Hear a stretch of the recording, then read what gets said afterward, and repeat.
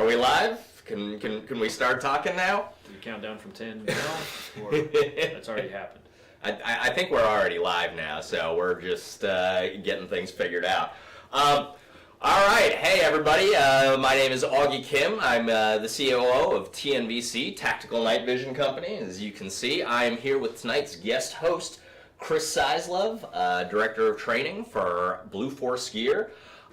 We are coming to you live today from my stepfather's basement. It's pretty well set up. For a stepfather. Yeah. You could do worse for a stepfather basement. No, thank you for joining us for vSHOTT. Obviously, this is the third year that we're doing vSHOTT. We actually started vSHOTT in 2021. It is the virtual shooting, hunting, outdoors, tactical tele-event. No affiliation whatsoever with the NSSF. Just have to throw that out there. But we've got some great guest hosts for you tonight. Again, we have Chris Sizelove is going to be our first, and then Don Edwards is coming on tomorrow, and then we will also have some remote guests. John Doc Spears, who many of y'all may know from Forge Tactical, as well as Jamey Caldwell from 1 Minute Out. Right on. Well, it's 2023, man, and it has begun. It's going to be fun tonight with everybody we got coming on, and you guys are releasing some new stuff. Is that tonight? Yeah, I mean, well, we've got some new products that we'll be talking about all through the next 3 nights.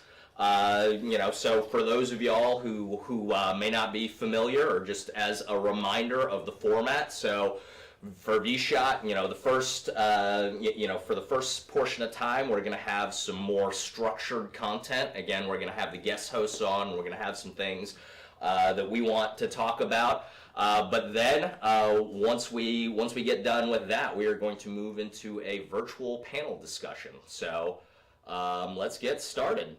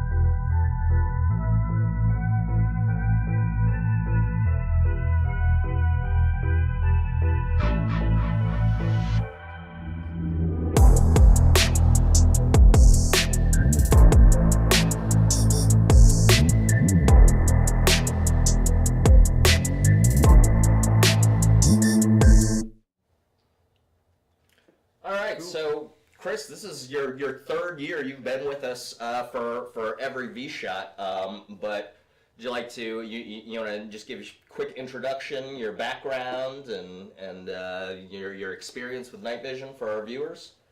Cool. Yeah, we'll do. It's year 3, so I spent the first 2 years like mopping the floors and taking out the trash and drinking a fair amount. And year 3, that you guys let me guest host tonight, so that's awesome, man. Thank you.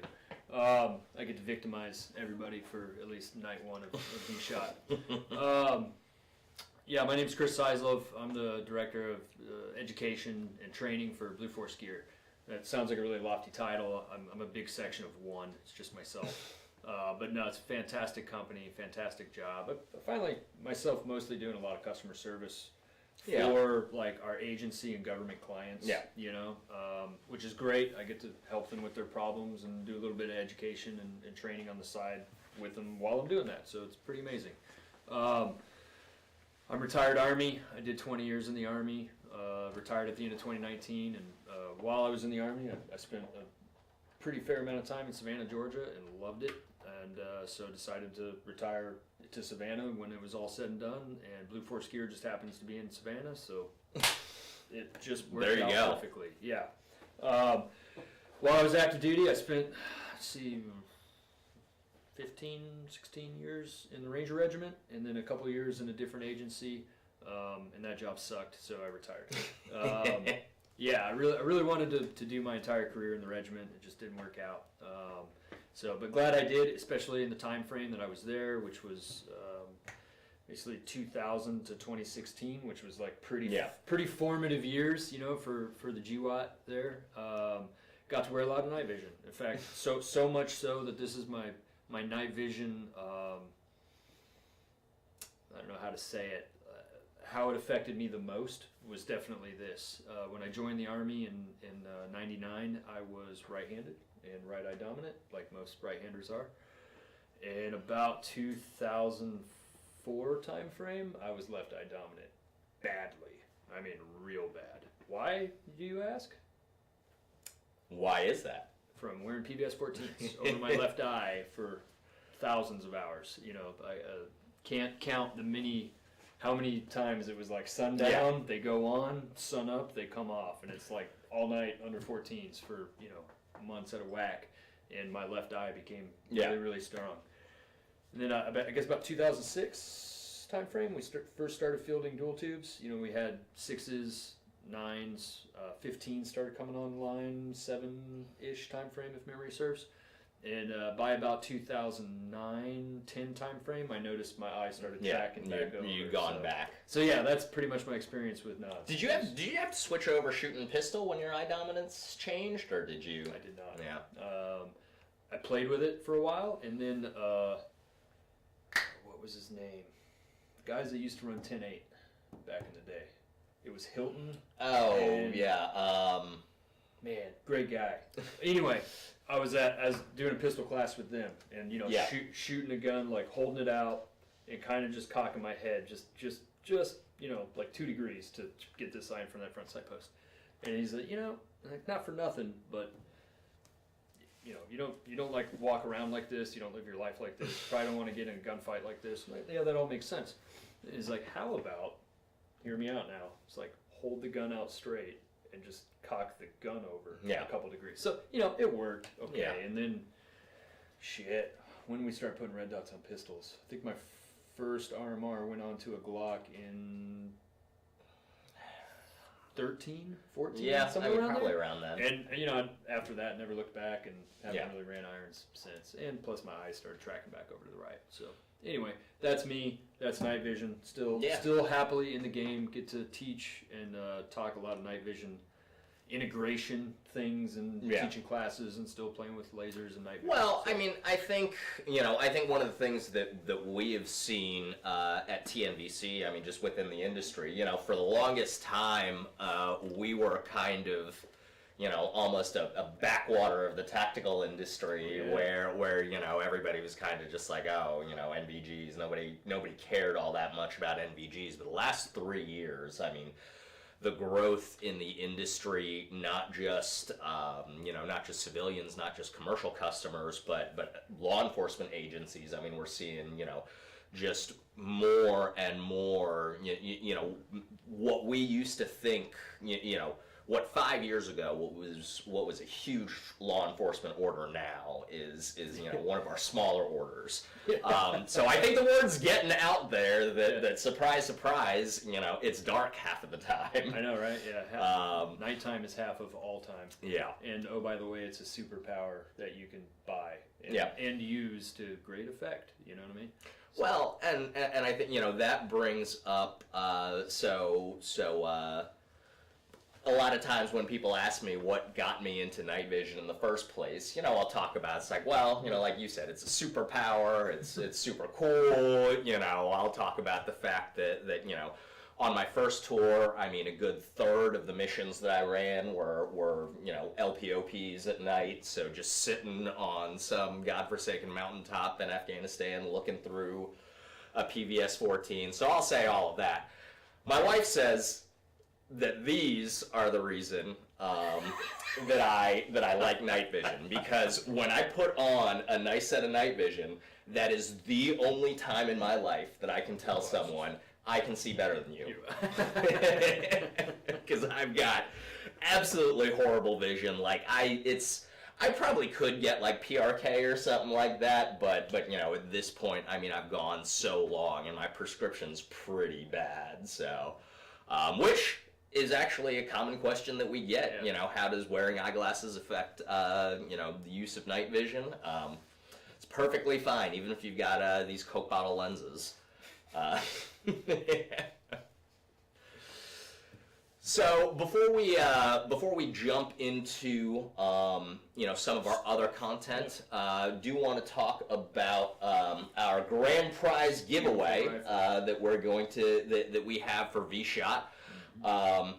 In order to be entered, so vSHOTT, as we've kind of said before, it's free for everyone to participate in, and one of the reasons that we did this format for vSHOTT was because a lot of the big shows, whether it's SHOT Show, Sophic, or anything like that, especially for people who are interested in night vision equipment, there's some sort of prerequisites, some sort of requirements that you need in order to attend those shows and to really get a chance to talk to and interact with the subject matter experts in the industry.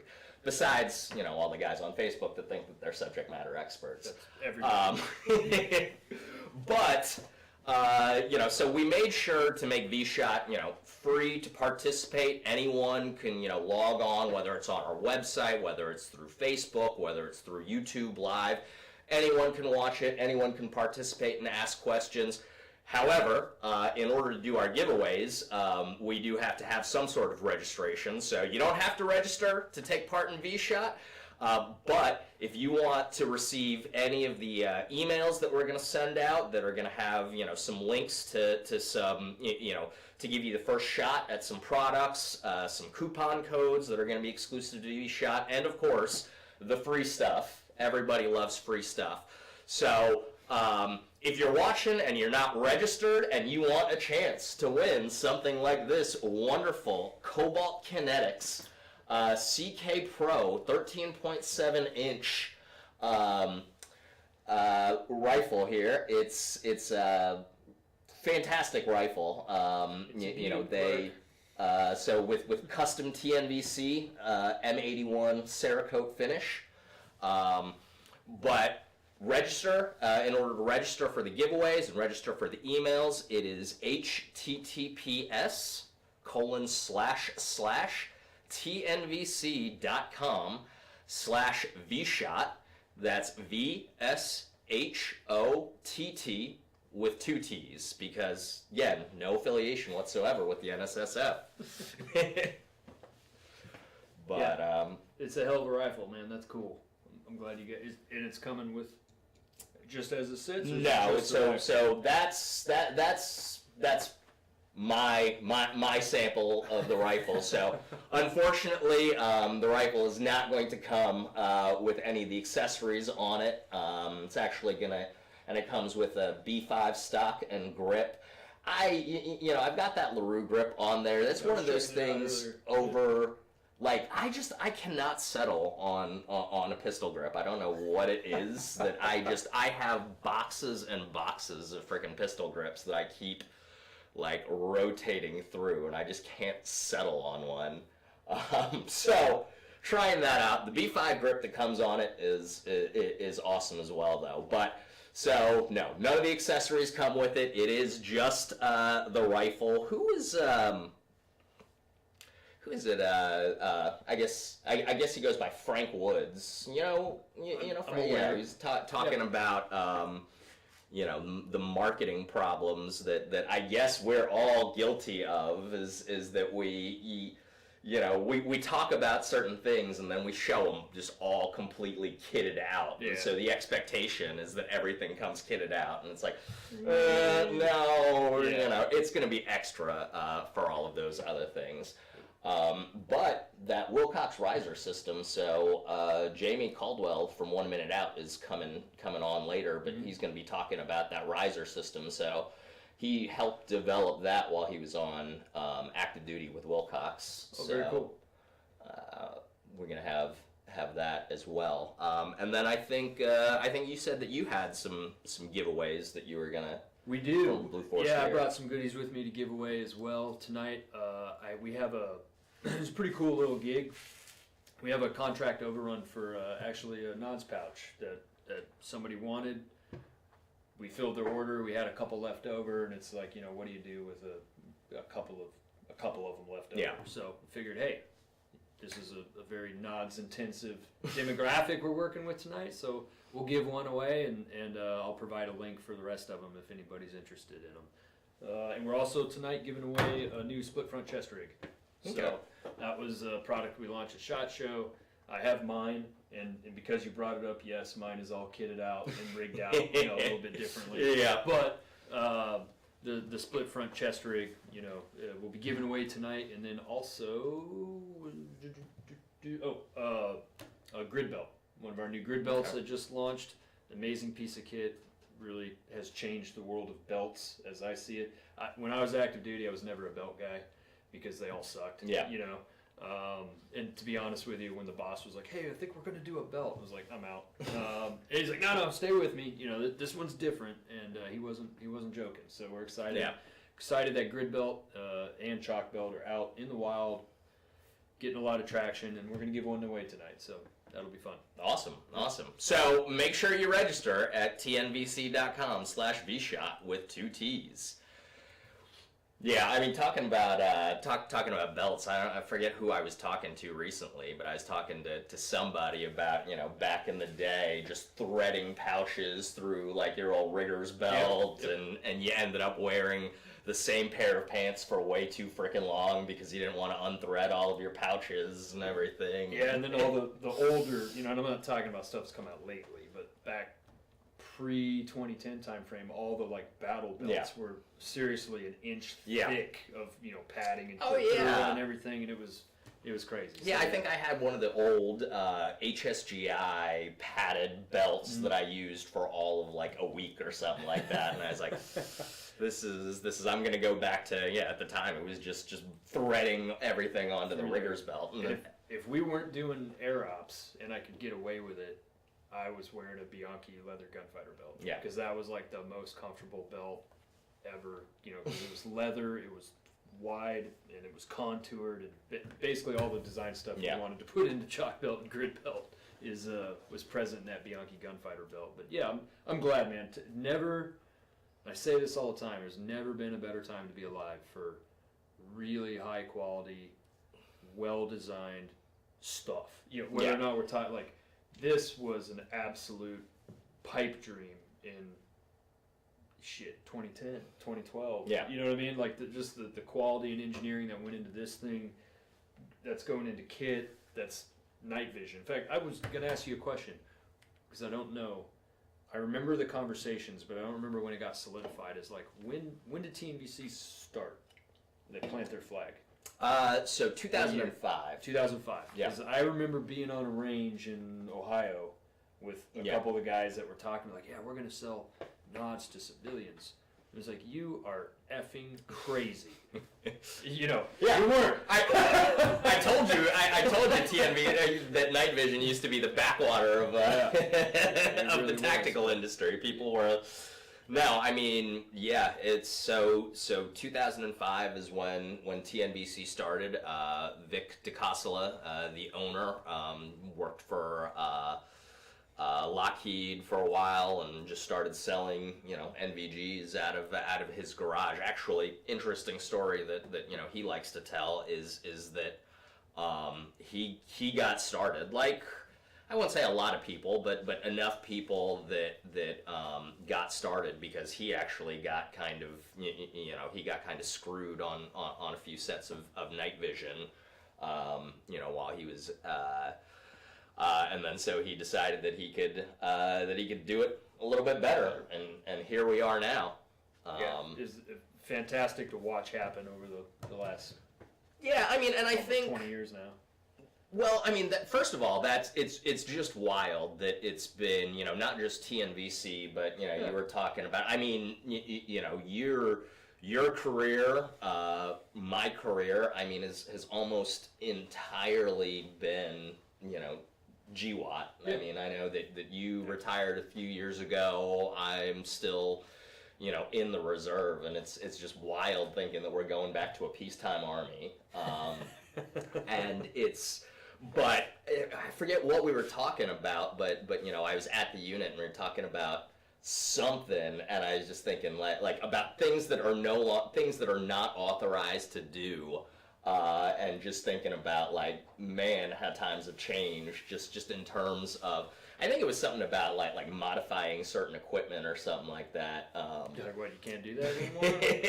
It's like literally how we survived for the first decade. But yeah, I mean, I think that and it's something that recently I've been kind of talking to and realizing with people, and then obviously the the withdrawal from Afghanistan and but with all of that, it was just like, that was probably between like 2001, 2003, but until like 2010. I mean, it's just a wild time of like just the combination of like the internet and the industry. I mean, and not for nothing, but the sunset of the assault weapons ban in 2004, and then you just have like the internet, like even Light Fighter, like these old forums and stuff like that.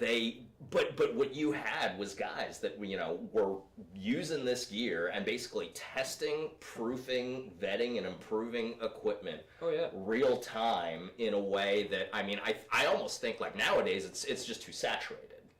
It is, but it's like stratified. Yeah. Where back then it was like everybody wanted to be, at the time it was like Blackhawk was like the premier manufacturer of like really high-end stuff, and there's some other ones too, but where now this far down the line, like the industry's just kind of stratified, which I kind of like. There's like, hey, there's really, really high-end stuff that you're gonna pay for because of all the R&D and the things that go with it, and then there's kind of that mid-level hobby duty grade where it kind of blurs, and that's fantastic too. And then there's like your hobby grade stuff that has a great place in the industry because it gets people involved. Like, who didn't buy some piece of shit, something, and then learn from it and move on, move upwards. And that's, that you can apply that to guns or nods or helmets or gear or whatever. So I'm kind of glad it's stratified a little bit, and we've done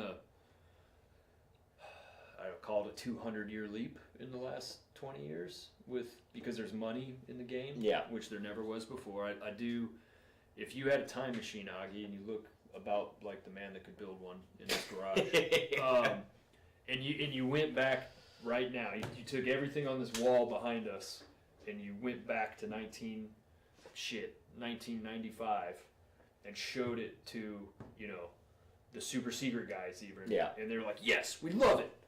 100%, we're doing it. And we're like, okay, cool. It's it's this much money. Nope, never mind. Because we didn't have any. You know what I mean? Like, but because of the war, a bunch of funding got injected into all this stuff, and bam, over the course of 20 years, man, it's there. I mean, we're not all the way there yet, but we're pretty close. Speaking of all the way there, what kind of new technology you guys playing around with? You going to talk about this week?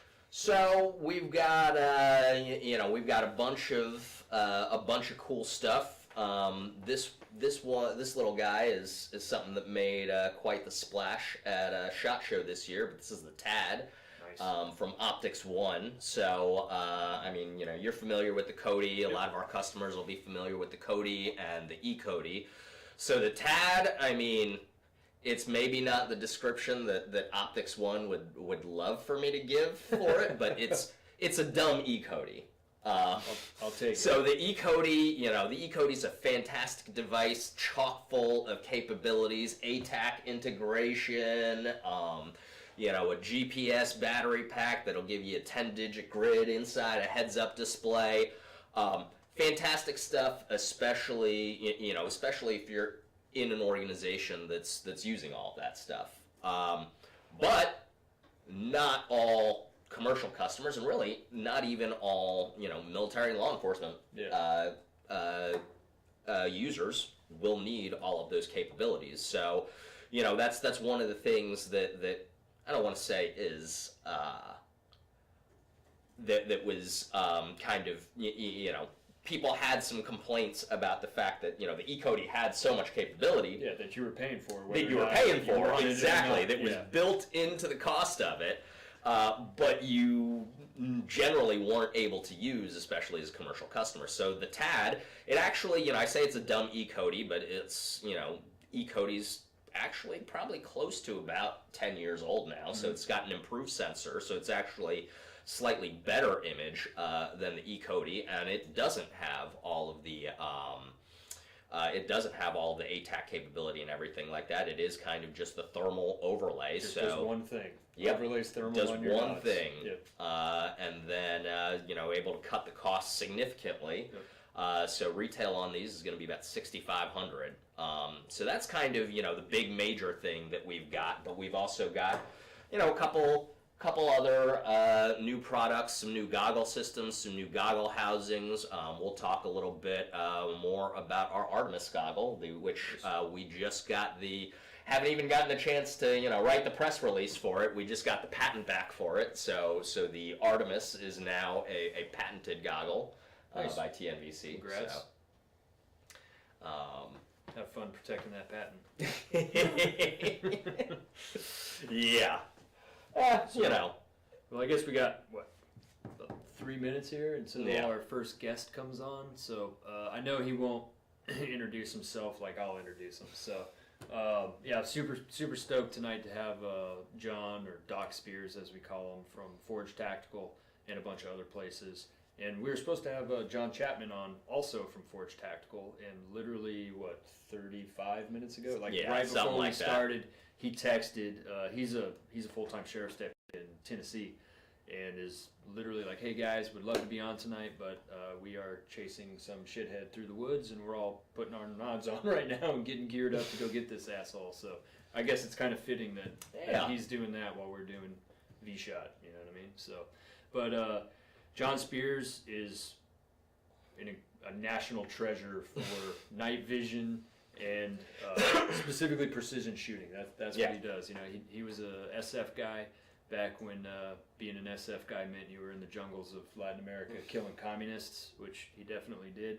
And then decided to make a shift. He was a medic, and he's like, you know what? I think I'm going to do this a little differently, and became a surgeon. And he's still playing the game today, man. Hence the Doc. Yeah, that's why we call him Doc. And also an accomplished author. Yeah, totally forgot about that. I've read all of his books too, so I totally feel like an asshole. But yeah, he writes amazing like science fiction thrillers that are kind of soft-centric, really interesting stuff. And I'll let him talk about that because I know he will. Yeah, and apparently he's waiting on us because our producers are giving us all of the waving and. So this is like the Joe Rogan show here with the headphones.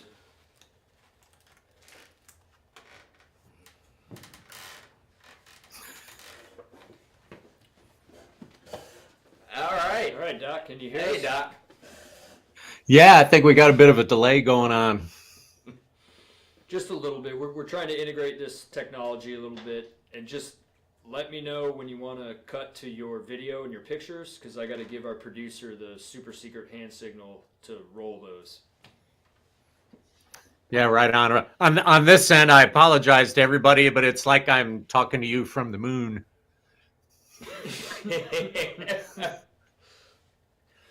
Buzz, Cool. So can you turn the camera to show us planet Earth?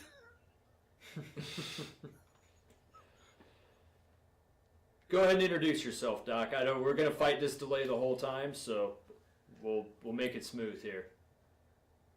Yeah, great to be with you, Brother Chris, Brother Augie, John Spears. A lot of people call me Doc, and that's totally cool. I was a 18 Delta back in the day, and then I made the mistake from ego and resentment, decided to become an actual doctor, and then I've lived to regret it the rest of my life. But Chris and I worked together along with John Chapman at Forge Tactical, doing what we do, helping qualified military, law enforcement, and civilians, be better at their jobs and be better professionals. And it's just a pleasure. Very cool, man. Very cool. Well, since it's vSHOTT, and TNVC and kind of night vision centric. Can you go over a little bit of your night precision engagement course and some of the technology changes you've seen in the last 15 years and then what you're currently running? It was almost 10 years ago when I was still working for Pat Rogers at EAG Tactical that we started the night training primarily aimed at the law enforcement and civilian market to help precision riflemen take what they do with a precision long gun during the day and then, of course, extend those capabilities. Was very early in the GWAT when we finally got excellent clip-on IR image intensification for our long guns. So starting with the FLIR PVS 24 and then the PVS 27s, and then what catapulted from there with L3 and the CNVD LR, which especially the White Foss CNV.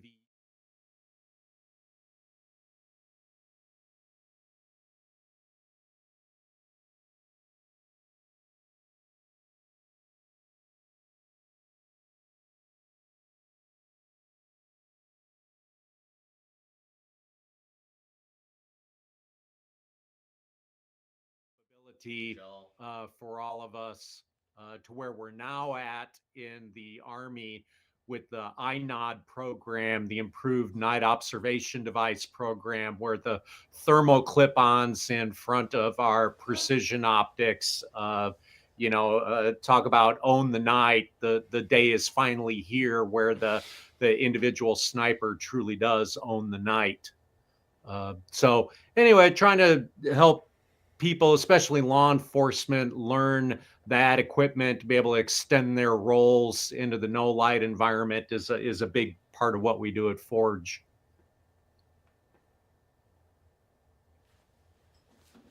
Right on. Yeah. Sorry. Yeah, I know. Sorry, the delay is like, okay. Yeah. Yeah, I think the first time I used a clip-on was a Knight's UNS. So was that a PVS 22? Probably. Yeah, it was like 2005, 2006. When I was a second bat snipers for a short time and using those. And it changed the game because prior to that we had, I don't even remember what they're called. The PVS 10s? Yeah, mounted on top of the optic with a mirror. Oh, you're talking about the Simrad. Yeah, Simrad. That was God. Yeah. I mean, functional, but definitely not inline clip-on capability by any stretch. I mean, I will say, the Simrad still gives a great image for what they are because the light collection, the objective lens is so huge. But yeah, I mean, in terms of convenience and kind of practicality compared to modern clip-on, not even a good. Well, I went back, from the beginning to where what was the PVS 4, which was our standalone fixed magnification night vision device, which was frankly quite useless. It was like a really wishful piece of technology that didn't work. I went through. I'm a plank holder of the U.S. Army Sniper School. I graduated class 487, and there was one night evolution in sniper school at that time where we used M16A1s with PVS 4s on them. And the instructors had such little faith in it at the time where, they just shout at the moon, 5 left, 10 right, just send it, because we were literally just marking time out there. You had to dial in your dope the with PVS a 10s. Yeah, the PVS 10s, the day-night optic, were actually a big catapult forward, and so was the Simrad. But compared to where we are now, and most of this which available to the civilian market, is just simply phenomenal. between the excellent clip-on IR image intensification that you have available to you as the consumer, that like the PVS 27s and the PVS 30s, which on a good night, and especially with supplemental IR illumination, you can sometimes get 12 to 16 power out of your day optic and obtain an excellent image downrange. What's out of the capability of most of the civilian consumer is being able to buy an on par clip-on thermal imager like the iNods, which is a program. It's several different manufacturers. Devices that the military's purchased, but the price tag of that, rumors to start around $65,000-$70,000. So if you can afford that, God bless you. I can't afford that. Well, I mean, but I think that's related to some of what we were talking about before with the E-Cody also, because the iNod program, FWSI, and ENVGB, and all of that stuff is also designed to network. So that's part of what you're getting with those systems. Well, in 15 or 18 years, we'll be sitting back here for vSHOTT, whatever the hell it is, and the technology you're talking about right now, Doc, will be at our level, because had we not gone through all the previous iterations, we wouldn't be where we're at today. There's no question where we're moving is true fusion devices, IR image intensification, thermal overlay, usable in front of a magnified optic. And yeah, we're absolutely going to get there. I mean, we're really there now, but the cost is so prohibitive that not even the Department of Defense is interested in purchasing many of those units. What I find is if there is anybody listening in who's curious about all of this, is trying to anticipate the questions of, for my needs, what do I potentially want? Do I want to look at investing in thermal technology, or do I want to invest in clip-on IR image intensification technology? And of course, we all get asked those kind of questions a lot. And it's a very commonsensical kind of thing for somebody trying to get into the night vision market and using their hunting rigs or their precision rigs or their SPR DMR type rifles, especially if they're predator hunting. And I can answer that question really simply. If your primary end use is at a hunter, as a hunter, that you're the guy who wants to take your, Mark 12 SPR DMR, you want to engage predators, fur bearers, coyotes, from like 50 to 250 or 300 yards, invest in thermal technology. Invest in either a dedicated fixed magnification thermal, which is going to serve you very well, and plan on budgeting, $6,000 to $8,000, or consider getting one of the magnified thermal optics. There's a lot of the Eastern European companies who make them. And again, planning on budgeting about $6,000 to $10,000 for something that's going to give you a small range of optical magnification, a larger range of digital magnification, but with that one device that's, thermal will let you acquire targets in daylight as well as night, though clearly your use is mainly going to be at night. And with that one device for that use, you're going to do very well. It's very interesting, and I am sure, love to hear your guys' thoughts about it, but where we're at with the thermals these days is really, it's significantly different than it was even 5 or 6 years ago. The 12 micron size sensors and the high pixelation that allows, the image quality is so good, and 12 micron has just kind of become the the industry standard for those image sensors. 12 microns lets you see things in amazing detail. I feel like even on those medium range devices that I can actually discriminate faces at like 100 yards, which is amazing.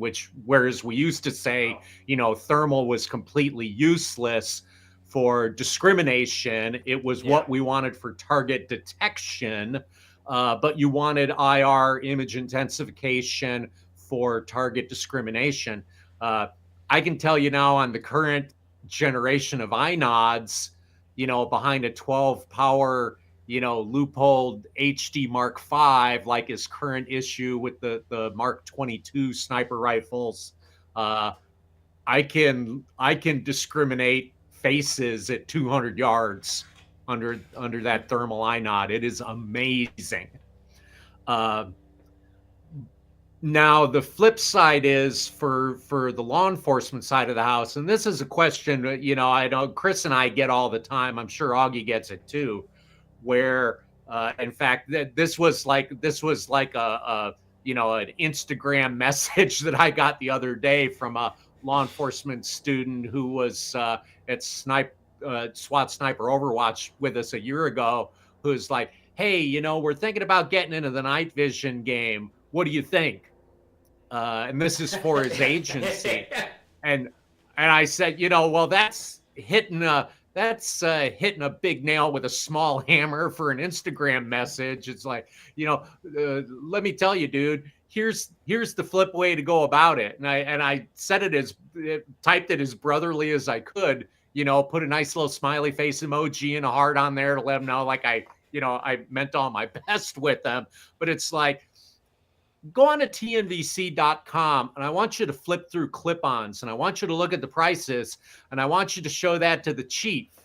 And if the chief says, okay, we can budget $12,000 to $15,000, then get back to me.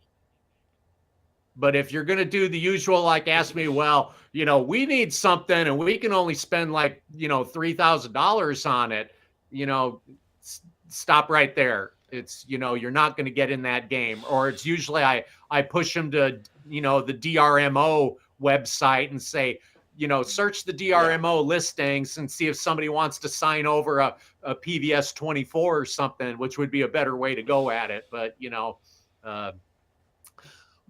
But again, going back to that, just to dominate the conversation a little bit, most of us know this, but for anybody who's investigating this who doesn't, the critical thing about IR image intensification, like using a clip on our precision rigs, is that it is mandatory that you're going to have supplemental infrared illumination. That's mandatory. The conditions where you're just going to say, I'm going to guarantee there's going to be enough ambient light in the environment where I'm going to get a good usable image, where if I needed to identify, discriminate a target, identify everything that I need to be able to use deadly physical force, without the supplemental IR illumination, that's not a capability that you have. The same with having a IR laser, a pointer for marking and communicating and doing things like that. So immediately by going to an IR clip-on, there's two additional items that you just absolutely have to have: an IR pointer and an IR illuminator. So that begs the obvious question is then why don't we just go to thermal for law enforcement? And my answer to that every time is, do you mainly have to deal with suspects behind auto glass or building glass inside a structure? And of course, if you do, you will see nothing on thermal. You absolutely have to use IR image intensification. That's just the nature of the beast. There ain't no free lunch. There ain't no one device does it all, and it's not cheap. Not yet. Not ever. Yeah, it's a pretty solid roll-up, Doc.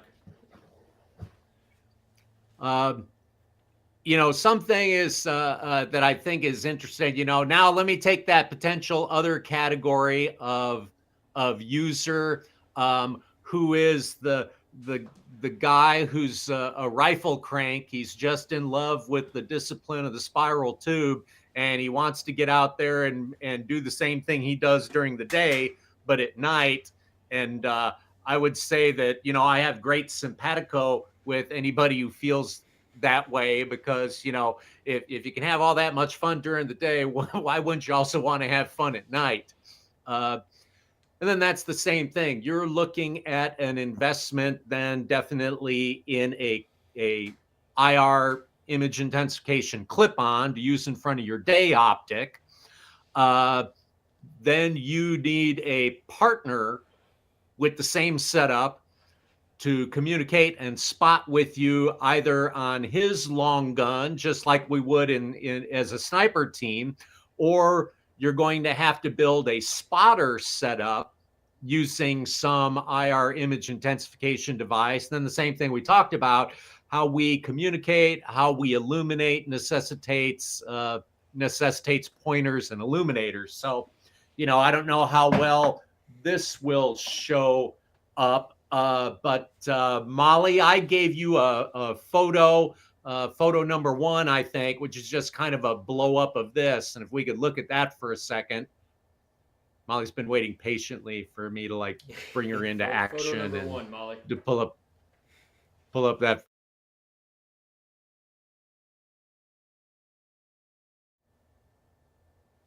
Yeah, groovy. So that's basically what I'm showing you here as best as I can. So I've got a loophole Mark IV spotter on a Badger mount that lets me mount my PVS 27 in front of my loophole Mark IV spotter. And then on that, I mount a MAL C+1, the civilian power MAL, specifically because the laser pointer and the illuminator on long range at high power is just darn near unbeatable for anything that you could hope to own as a civilian. It is absolutely outstanding. In addition to that, I mount the Kiji 1-3 laser illuminator. Molly, if you'll throw up that second picture that I gave you.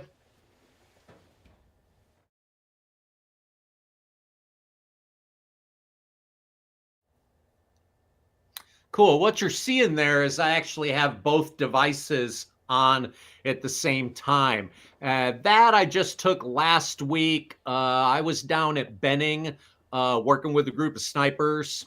And the first night evolution, we went out and we're just confirming the point of impact shifts on all of our clip-ons, our IR and INODs, and checking that at 500 yards. Check it at 100, or rather meters. We check it at 100 meters, then we take it out to 500 meters. And that picture you saw briefly there was shined on an E-type silhouette at 500 meters, where the smaller, tighter laser, you're looking at the MAL IR pointer, which is, correct me if I'm wrong, Augie, it's like 0.7 milliwatts. It's got like a 0.5 mil divergence of the beam, which at 500 meters, just the laser pointer itself, that 0.5 mil laser subtends about 10 inches at 500 meters.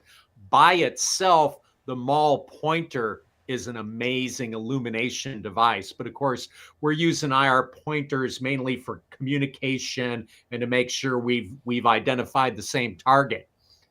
On that long range and on the triple click, or just on the A button high power, in addition to that 0.7 IR milliwatt pointer, you get the illuminator, which is like a 2-degree divergence.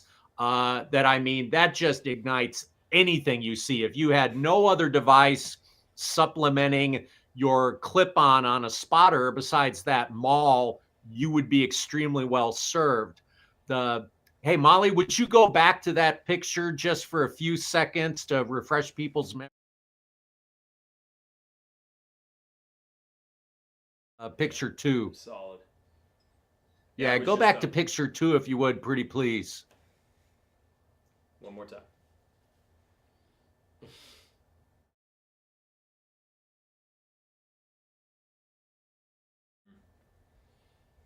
Yeah, awesome.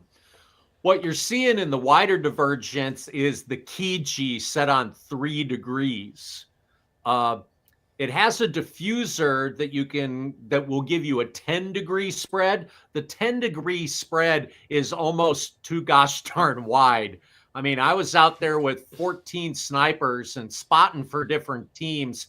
And when I would flip on that 10-degree diffuser, it would light up the entire breadth of the range. And it just confused. I'd hear guys on the far left and the far right going, wow, I can see everything great. It's so easy. It's like, did the moon come out? It's pretty incredible. I felt bad about it. I had to get back on 3 degree or just turn the key G off because it was almost too darn bright. Molly, if you would, put up that third picture, picture number 3.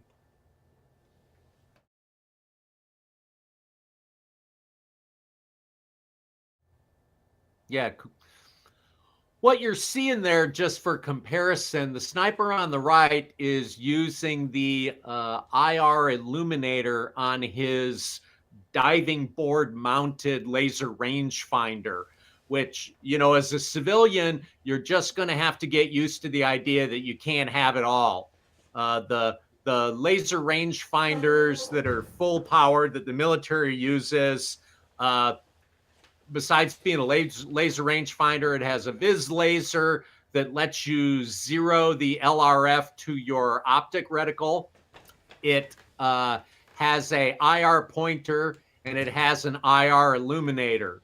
The same class devices for civilian use don't have the IR pointer or the IR illuminator. So you just have to get back to the idea that if you have an laser rangefinder, like the Wilcox Raptor or the next generation of Wilcox coming out, the MRF, or if L3 Harris ever releases the Storm 2, which is the SLX, if they ever release that to the civilian public, it doesn't have the IR capability. You still need a MAL or a TG or something else to be able to give you that IR illuminator laser pointer ability. But what you were seeing there in that photo was just somebody off their LRF lighting the world up with their laser illuminator, which for comparison, it's hard to do apples to apples, but it's not stronger than what the MAL and the key G give you together. So, though you would need multiple devices as a civilian, and even though they're supposedly, limited in overall power output, as far as reasonable capability, you would not find yourself lacking in any way as a civilian. Do you find, Doc, that it's most optimal to have your loom offset from the gun? I mean, you can do it yourself, but is it better to have your spotter do it a couple degrees off your bore? I personally don't find any necessity or advantage to that.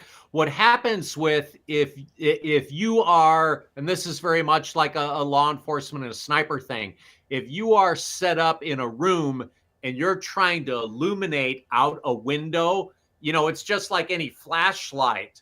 The backsplash that you get off the walls around the aperture that you're looking for comes right back into the lenses of your clip-on and gives you a lot of flare and fuzz and things like that. So it's a completely different world being outside than it is inside when you're using an illuminator. But it's like I say, we have ways of cheating that and helping that. and it's learning to see around some of that the extra noise from the reflected light when you're using an illuminator in a internal environment, if that makes sense. Absolutely does. I've been victimized by that myself a couple times. Yeah. So yeah, it's happened to all of us. It's it's the the other thing that comes up, is other means of spotting. Everybody who does this kind of has their own way of setting up a spotter for night observation. Few of us can afford to have like two clip-ons, like one dedicated for our weapon and one dedicated for our spot and scope. I mean, more power to you if you can. Those of us who got kids we're putting through college, that's not happening. The other option, and I'll try and show you, is using the other devices you might already have, like your PVS 14 or any of your dual tube nods, like my Sentinels. I use these a lot. Without a clip-on, you can instead use a adapter like this Badger adapter to actually place it directly on the spotting scope, and you can look through your spotting scope with your 14, and it's not as awesome an image as looking through your clip-on, but with supplemental IR illumination, you can get a very, very good image. I very frequently, because on my Sentinels, because the objective housing is the same size as the PVS 14s, with this same adapter, I mount my dual tubes with my focus research group lens cover on the unobstructed lens, and it's a very fast way to spot. It lets you use your non-magnified eye to grossly find the target, and especially if you're running your laser more or less co-aligned with the reticle of your spotting scope, it's very quick to get on that target. I close my left eye and I look through the spot and scope, and then I communicate with my sniper through that. So it's like I say, there's more than one way to skin that cat of setting up a spotting system for night and trying to figure out how to use the equipment that you have to get the job done, rather than purchasing another $35,000 worth of equipment. Anybody would be excited about that. Yeah, that's pretty cool right there, Doc. I've actually never seen the dual tubes go into the back, so you can find it with one eye and then look at it in the other. That's why you are. Pretty sure Badger still sells that adapter for the PVS 14 mounting to the Mark IV Loopy. It was older technology from early GWAT, where that was the issue system, was a Mark IV spotter and that adapter with a PVS 14 for night spotting. Stow this thing back before it drops off the table. That's an expensive drop. So we did have an audience question that you kind of touched on a little bit earlier. Hot dog. But one of our viewers has a question about law enforcement engagements at shorter ranges, but using a higher powered optic and clip-on like a CNV DLR. And how that affects the image and the clarity and whether or not you can get a good focus. Well, especially for law enforcement, and it's not so much an issue anymore, I should say. The optics we have are so darn good that they give you such a range from low to high power magnification. My mid-range Night Force attackers that I run are, what are they, 4 to 18, 3.5 to 18, whatever they are, 4-power magnification, the field of view at 50 yards is enormously wide. It's perfect. We felt very limited back in the day when, Loopy Mark IV sniper scopes were like 8 to 25, and 8 was the lowest level of magnification you could get. Now, the advantage is with night vision, with clip-on night vision, the lower magnification always gives you the clearest image. So if you're running, like I say, what is a very good law enforcement range of magnification, something like 4 to 12, 4 to 16, something down in that 4 to 6 power, you have a wonderful field of view at 50 to 100 yards. And that's like a perfect magnification for clip-on night vision devices. So, I find that that's not the issue that it once was when we thought about these things. Maybe that answers the question. We'll have to see if they write back. Yeah. To say that wasn't my question at all. That guy didn't tell me anything. With the current ballistics enhancements that have occurred in optics, is what you're running for night vision keeping pace with what you can do in the daytime, or are we still short on the night vision part? That falls in. Yeah, I mean, that falls into, a lot of the classic questions. And I know like Augie has to field, all the time. How far can you see with night vision? It's like, well, hey, dude, I can see the sun, and that's like 83 million miles away. That's how far I can see. Well, I could see the Andromeda Galaxy in my dual tubes. It's that like 1 trillion miles away. I can see a very long way with night vision.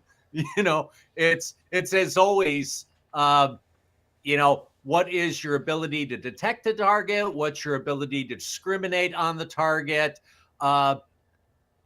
Thermal, of course, is king for target detection, right? I mean, our thermals, if we're speaking about that piece of the technology,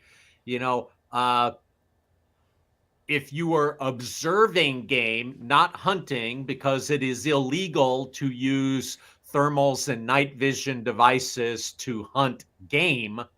I mean, I've used my friend Joe Wire's Pulsar binoculars, and you can see it's noon, and you could spot where the deer move at 2,000 meters.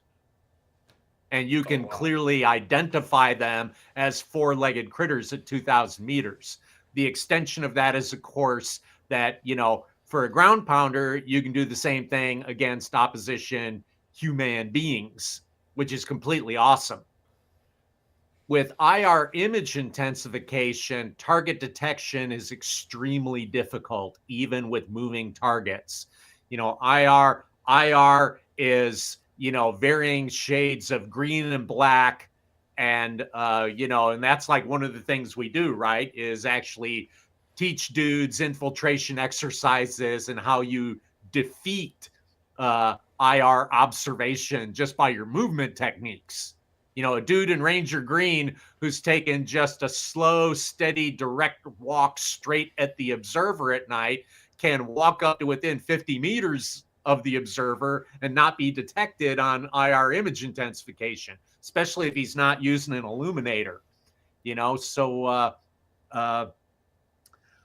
I think what most people are interested in is like, how far can you see a target at night to like engage it? If like you're like me, it's like 300 Norma, the 338s is where I spend a lot of time because I love ELR shooting, and it's not uncommon for me to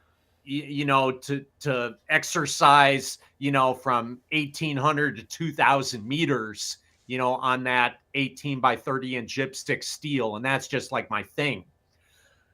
The difficulty is that at night, when you're shooting at steel under IR image intensification, even with laser illumination, it's like a two-dimensional piece of something out there in, in a mix of other green and black shaded things. It's very, very difficult. So in practical terms,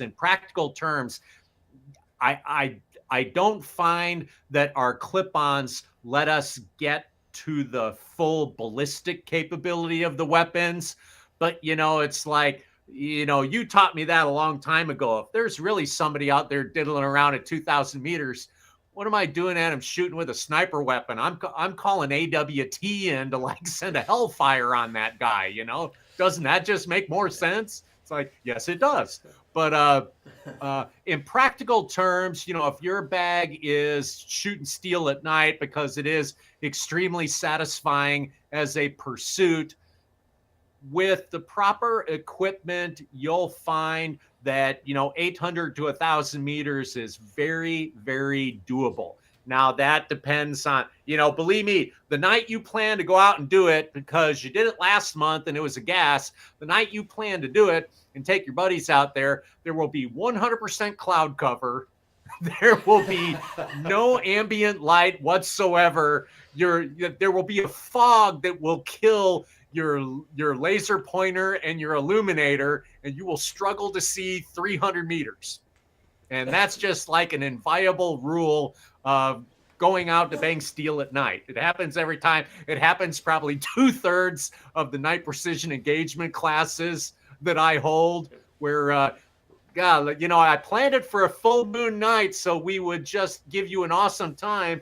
But, at right about 3,000 feet AGL is a blanket of clouds that are going to make sure that don't happen. So there you go. There's your 300-yard steel. Let's show you how to run a 12-inch drill at night. It is what it is. Yeah, it's either that or, some guy's got a fucking muzzle brake on his rifle and is coating your optics in carbon. Oh, that's right. Yeah, you were. So, this is I haven't gotten on that bag lately on social media to make, ever more enemies than I usually do. But especially for my law enforcement guys, I tell them if you have a muzzle brake on that rifle, unscrew it and throw it away. That muzzle brake is the worst device. If you're a PRS shooter and that, that return to, to battery where your face just drops and it's back, and like for your 6.5 or your 308 that you think that muzzle brake is making all the difference in the world and keeping you competitive, I won't argue with you. In a law enforcement or any sniper context, a weapon with a muzzle brake on it makes you the most hated person in the section, because everybody but you hates that muzzle brake. The blast that it creates, the concussion, the extra noise, it makes everything ear unsafe, especially undercover shooting, within a building from an urban hide and stuff like that. It's absolutely detrimental. So I'm a big believer in suppressors. I'm a big believer in mounting suppressors over a brake, a thread over brake suppressor mount is a fantastic mount.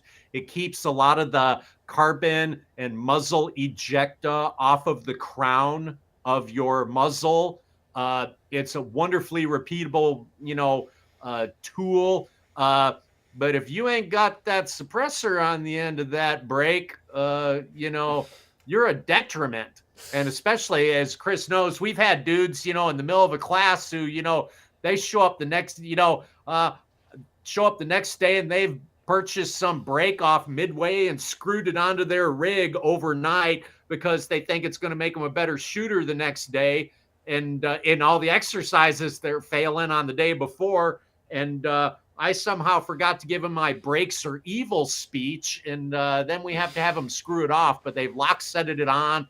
I mean, it's terrible. And the other issue is, Nick just brings up, this happened to us last year before last, is we had a couple of cops with brakes on a night precision run. And, I loan guys my night vision, TNVC gives us systems on bailment, to help get the word out there for law enforcement.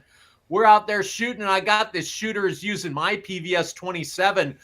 He's just missing everything left and right, and it finally gets down to this. I can't see anything, and I'm like, God damn, guys can't learn to look on night vision. I get down there and let me look. I look behind his gun, and it is just an opaque haze. And I say, bolts up. I'm going white. I go white and look at the front of my PVS 27, and it is coated in carbon cake, just filth.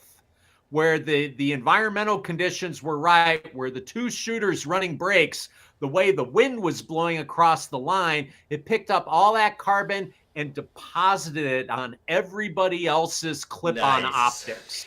And training had to stop for us to get out the pens and the lens pens and brush, and it wouldn't come out without solvent. That crap would not come off the lenses without solvent. So yet another reason, if you have a break on your gun and you're a professional, I'm going to highly recommend that you unscrew that brake and throw it away. If you can't control the amazing recoil of a 308, sorry guys, you don't need to be a sniper. It's doing nothing for you. It's only detrimental. So good point. I'm glad you brought that up. Well, it affects the technology.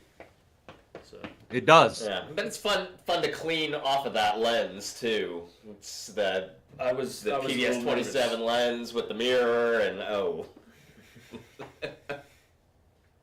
very cool. Good times. But well, thank you very much for your time, man. We appreciate you coming on, Doc, and educating everybody about extreme long-range night vision technology and where we're at and what they can do if they don't have a budget that's plus $30K or so. So the sub $30K guys still have some capability that they can absolutely harness, and everybody else, print more money. If you've identified that your wish is to hunt predators and fur bearers at night, and the seasons where it's legal to do so with night vision technology, invest in a IR device.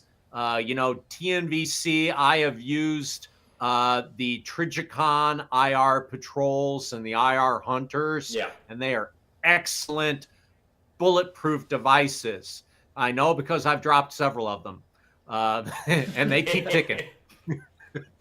And you absolutely could not do that with some piece of crap ATN or some other, Eastern Bloc cast-off that you bought for a few $1,000s. If that is your bag, that's your end use. Thermal is going to serve you well. If you want to bang steel at long range, or you're a law enforcement guy, I would push you towards IR image intensification, a clip-on. Then you need IR lasers and illuminators to supplement that. You've got to be able to have a spotter, and the costs go up proportionately to say that you have that capability. And if you're not ready to commit to that, then go without. Buy a Hellfire head and just light everything up with that and shoot at them in white light. That would be my recommendation. Well, the good news is the fun goes up too. Yeah. In that range. So, well, we hate to cut you short, Doc. We got another guest coming on right after you, brother. And again, thank you very, very much. Always a good time seeing you and talking to you, and looking forward to our next Forge class. Which, real quick before you go, plug that course. That's a good question. When are those dates? We've got a Forge Sniper Overwatch Skill Builder in Alliance, Ohio on April 22nd and 23rd, which is open enrollment. That is aimed for the precision rifle guy, the hunter, The person who wants to take their Mark 12 and learn how to get rid of that wobble, how to use a tripod to stabilize all positions and all heights, and how to get something resembling a sustained hold in any position at just about any distance. The next 3 days are the closed military and law enforcement only SWAT Sniper Overwatch, which is sniper assault or integration that's leading up to City Day, the culmination day, where you're going to go into the city and run sniper and assaulter teams and do live fire in the city, practicing your sniper initiated assaults. So big couple of classes coming up in April. Check the forgetactical.com/courses. Read about those things, check out the prerequisites, and come on out and train. All right, brother. Thank you very much for that. You have a great night. I'll talk to you again soon. Thanks a lot, Doc.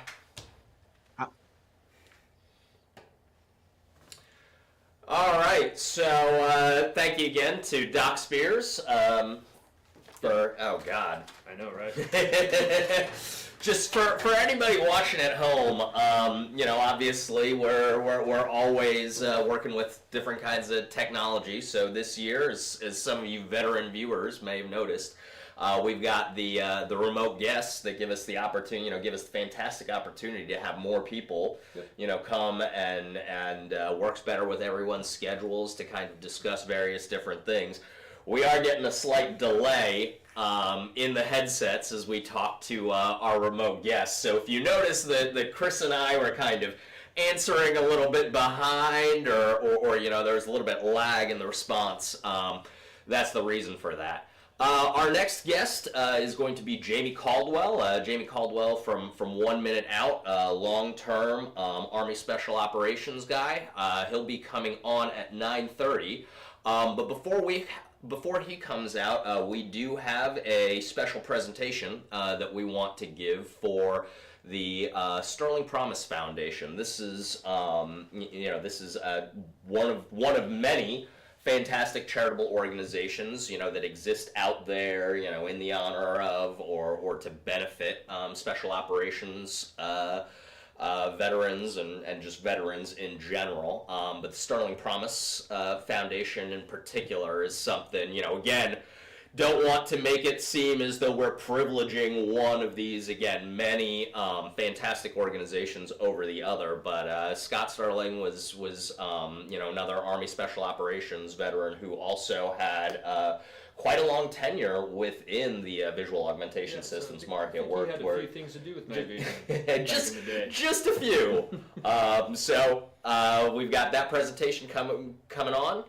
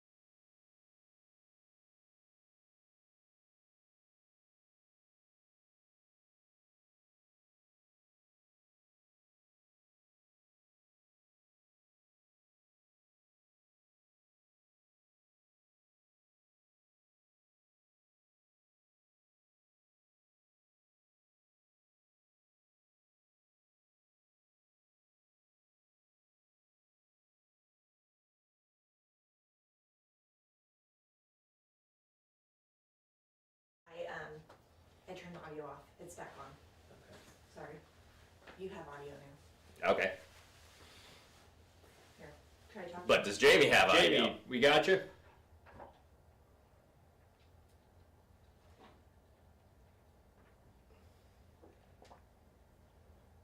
He seems to be swearing, but we can't hear him.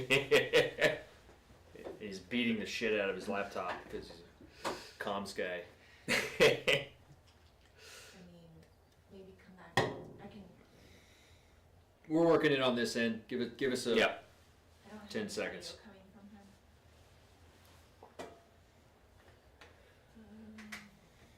It says it doesn't have an audio. Augie will conduct the rest of the interview with your National Guard hand and arm signals. It's like,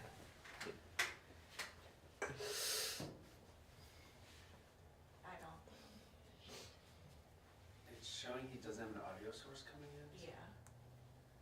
He can hear us, but we can't hear him. Okay. all right, well, He's gonna come back in. all right. He's gonna log back in here. You know, the old unplug it, turn it back on. Hopefully it Turn it works. on, turn it back off. You know.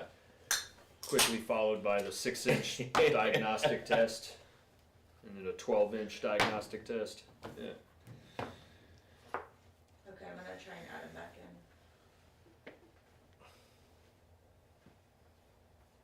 I don't hear him at all. Jamie, do we got you?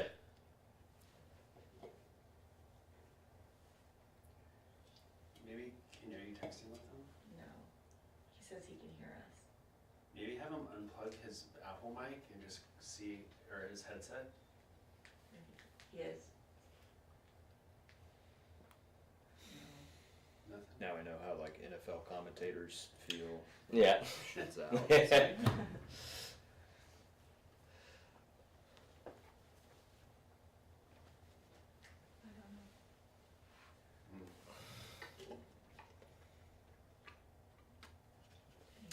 Well, meanwhile, the unofficial sponsor of our night shenanigans, Monster Energy. I say unofficial sponsor, but really it's just my crippling addiction to caffeine. But it's what keeps me awake to do all this night vision stuff. does it still work? So I quit drinking those like habitually, probably like 07. And now I'm black coffee in the morning, water. But when I do drink them now, because I still do on occasion, they actually Yeah. work. Like, Yeah, well, so, I mean, it's definitely a tolerance thing. Well, if he's not on yet, this is... it's true. I'm getting that feedback. Yeah, no, I mean, there's definitely a tolerance issue that goes on. So, yeah, you know, like any other good drug, you just start needing more and more of it. And that's how you get on the spiral. You're also a nicotine addict? Also nicotine addict. But the non-tactical type, because you smoke cigarettes. Yes. Smoking ain't tactical. It's just not. Especially under night vision.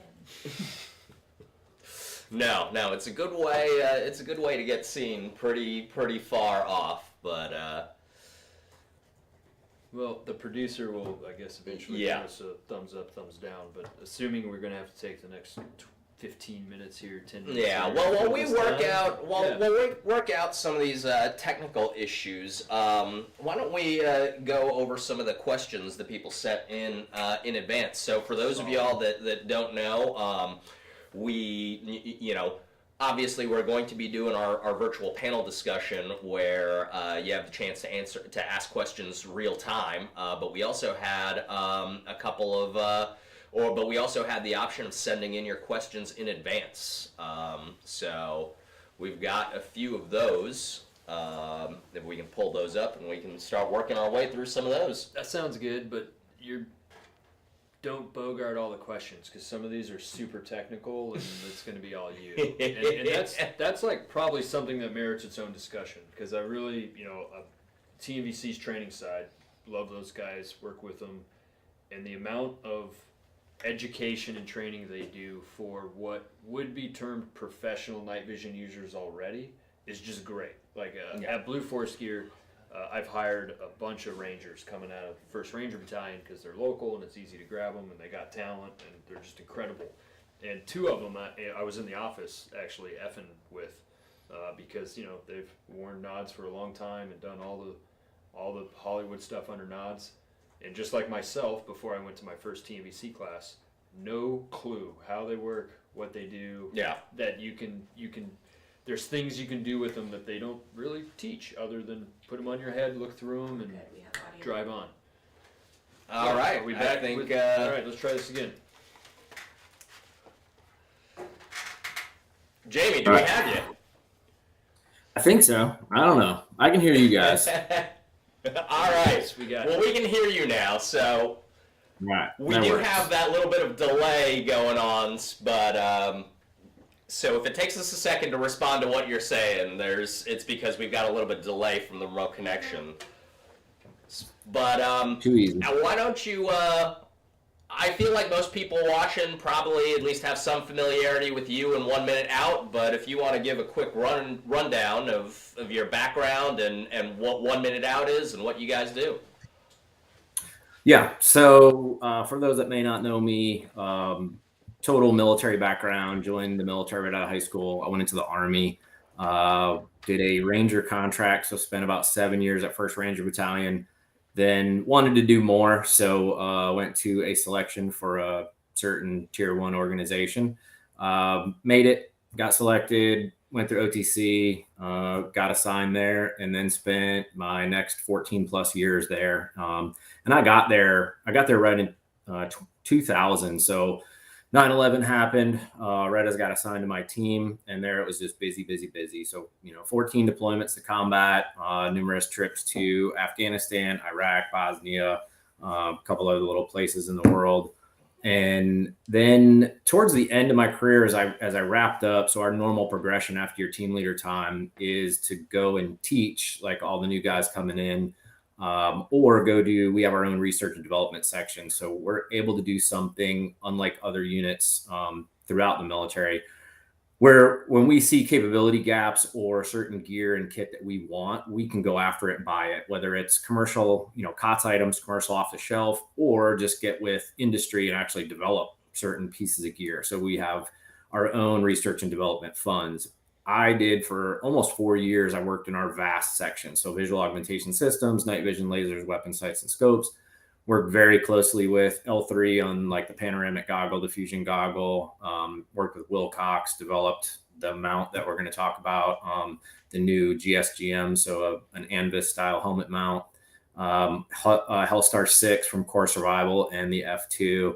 So I was in a lot of different projects. It was pretty neat. It was an exciting time. And then got out, retired after 21 years, went professionally fishing, still do professionally fish, but kind of got sucked back into all of this after working a few different shows and seeing the demand at law enforcement. They're wanting night vision. They, were finally figuring out how to buy it, but they had no idea how to use it. So I really felt like, it was a calling, all the experience I had, all the, years and years I spent under night vision and just took for granted all the little lessons learned. So that's what led me to start 1 minute out. So that is my training company. Started off doing a lot of just normal stuff, rifle, pistol classes, some tactical stuff, but then really saw that need for the night vision teaching. And that's pretty much my primary focus. So I travel around, do a lot of stuff, mostly closed courses for agencies, various government agencies, and a lot of law enforcement agencies. But it's kind of it in a nutshell. Still doing that amongst a few other things, working for Black Rifle Coffee Company, still doing stuff for Core Survival, handful of other stuff. So it's busy, but it's fun. Well, and you said what? You have a fishing trip coming up later this week also? Yeah. Actually, getting ready to head out. So I'll be in Tennessee. I'll be in Knoxville for the Bassmaster Classic. I'll be at the expo with Black Rifle Coffee Company. So if anybody that's listening is in the Knoxville area this weekend, you're looking for something to do, come down to the convention center. I'll be there in the Black Rifle Coffee booth. If you want to get up early in the morning, go watch the blast off right there on the riverfront. It's pretty cool. But it's a major kind of the Super Bowl of bass fishing tournaments that's going to be going on this weekend. Very cool. Very cool. Yeah, that's slick. So at what point, because I know you did it, because we did it, integrate boats and night vision? Because I've been on So Yeah, yeah, at night, you know, 375. It was like, oh, we can just do this. This is great. oh yeah. Yeah, it is. It's fun because I mean I spend a lot of time at night just like graphing. You know, nobody else is on the water, so they're not seeing what you're looking at. So out there at night with some night vision, driving around, you know, doing circles on the lake and looking for some good structure, it definitely comes in handy. Yeah, it's just like as this technology gets better, a little cheaper, proliferates of like what else, what other cool activities can we do under night vision? And Well- I've been boating here in Savannah a couple times under nods. It works great. Oh, now going Oh, out yeah. on boats with night vision is fantastic. Yeah, I mean that's kind of one of the things that I'm always doing is like just trying to find, you know, whatever applications that I can find for night vision. I mean, we all, you know, we're familiar with the tactical side with TNVC, but you know, there's a lot of interesting things that you can do with night vision that don't necessarily have to do with, you know, Shooting guns. yeah. Yeah, exactly. Yeah, I just filmed, well, not just, but it's going to be getting released here. So Tom Rowland, who's a huge saltwater angler, he's got TV shows, podcasts, big name down in the Keys and all over the country. But I filmed a TV show with him. We went out tarpon fishing at night. So tarpon are most active at night. You can catch them during the day. It's just, you know, it's not as easy. So we got talking as I was on one of his podcasts about a year and a half ago. And he mentioned that. I was like, you know what? I have a fix for that. So went down to the Keys, brought some panos, put them on those guys. And we went out at night and just caught them like crazy. It was awesome. But the episode is going to be airing, I think, here this spring. So I'm looking forward to that coming out. Nice. Yeah, that's fantastic. So while you were active duty, the transition, you know, I assume from your time frame, you probably came in 7 deltas. I got to regiment and then I guess last part of 99 and it was 7 deltas and 14s. But what I wanted to ask you was the stuff that you were working on when you were in that shop at Bragg, how much of that now are you seeing out in the commercial space? Or like, oh wow, yeah, we were playing around with that concept way back in the day and it got done, it got implemented, it got proliferated, and now it's out there being used by lots of other people. Like how much a is lot that of different to you stuff right now. Yeah, there's a lot. I mean, it's really interesting and it's exciting to see, you know, knowing some of those projects we worked on. I mean, like I said, the panoramic goggle, you know, now, and I know you guys see it too, teaching night vision classes, you get some civilians that come through with them. I mean, you guys sell them on the website and guys will buy them. They want them, but the panoramic goggle, I don't see, I mean, I run the fusion goggle. So I've got the, you know, PSQ 36. So I'm running that. This goggle, I mean, is a pretty important to me. I mean, this goggle actually saved my life in combat. That thermal capability is huge to have. But you know, stuff like that, definitely seeing out there a lot more thermal that's out there in the world. More guys are getting their hands on it and using it, learning how to use it. And you know, we've been using it for years and years on the military side. It's a game changer. Well, so I know you and I have talked about it a couple of times before, but you know, so I know that you said to people that you really prefer like the fusion goggles over panos. The you know, can you talk about that a little bit more about why you have that preference for the fusion goggles over the panoramic? Yeah, so for me, it's adding that additional sensor. You know, it's the same thing as if somebody didn't have any night vision at all and you're walking around with just your normal adapted eyes at night, but then somebody would say, well, hey, here's a PVS 14. So now to that one eye, you know, and correctly worn, you turn the gain way down on it so that it's not blowing out your other eye. But now you're just, that one eye is able to see in a whole nother spectrum the other eye can't see. So, you know, I use the example a lot of times in my classes where, you know, if there was a guy down the road and you're just kind of observing and he opens up the door to his car, under, you know, that eye that now has night vision on it, you're going to see that car light up, like the interior light kicking on, or a guy standing behind a tree and he lights a cigarette. I mean, it's going to look like a huge glow. So you're adding that, you know, advantage to the one eye. Now take thermal adding it to, you have a dual tube goggle, you have night vision, which is great, but there's still shadows. There's still places that, people can hide. Now you add that thermal capability in there and you cannot hide. It's very hard to hide from thermal. And to me, that advantage over panos is panos are great. The human eye has 200-degree field of view. When we throw on a set of dual tubes, we're about 40-degree field of view. So now with panos, you get around 98, but you still don't have 200. I teach a lot of guys to look around their knobs, adjust the gain. We still want to use as much of our natural vision that we have.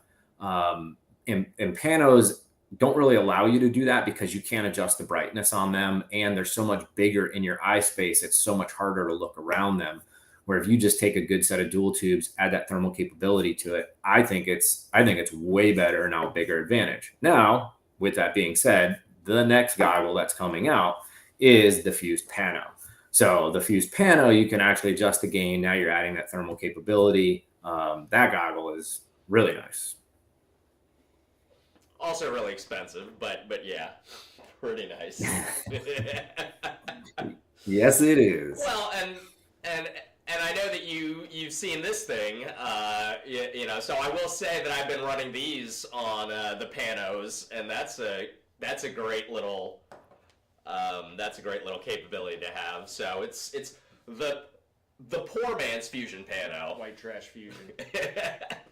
Yeah, it is. I mean, you add that wider field of view, which is great to have. It's, giving you the ability to see something out in your wider in your field of view. And then, you're going to turn your head to look at it, use those inner tubes. But now that you have that thermal capability attached onto there, the only thing that you're lacking with that is just the ability to dim those tubes down to look around them. But, on a bright night, 60, 70, 80% of lume, you can still look around the goggle. It's just those really dark nights that when you can't adjust the gain on that pano, you really suffer with not being able to look around it. But anytime you can add thermal to a goggle, that's what you want. That's what you want to do. So I know you wanted to talk about one of the things that you developed or that you helped develop while on active duty that you launched today and that we're going to be having available for pre-order starting tonight.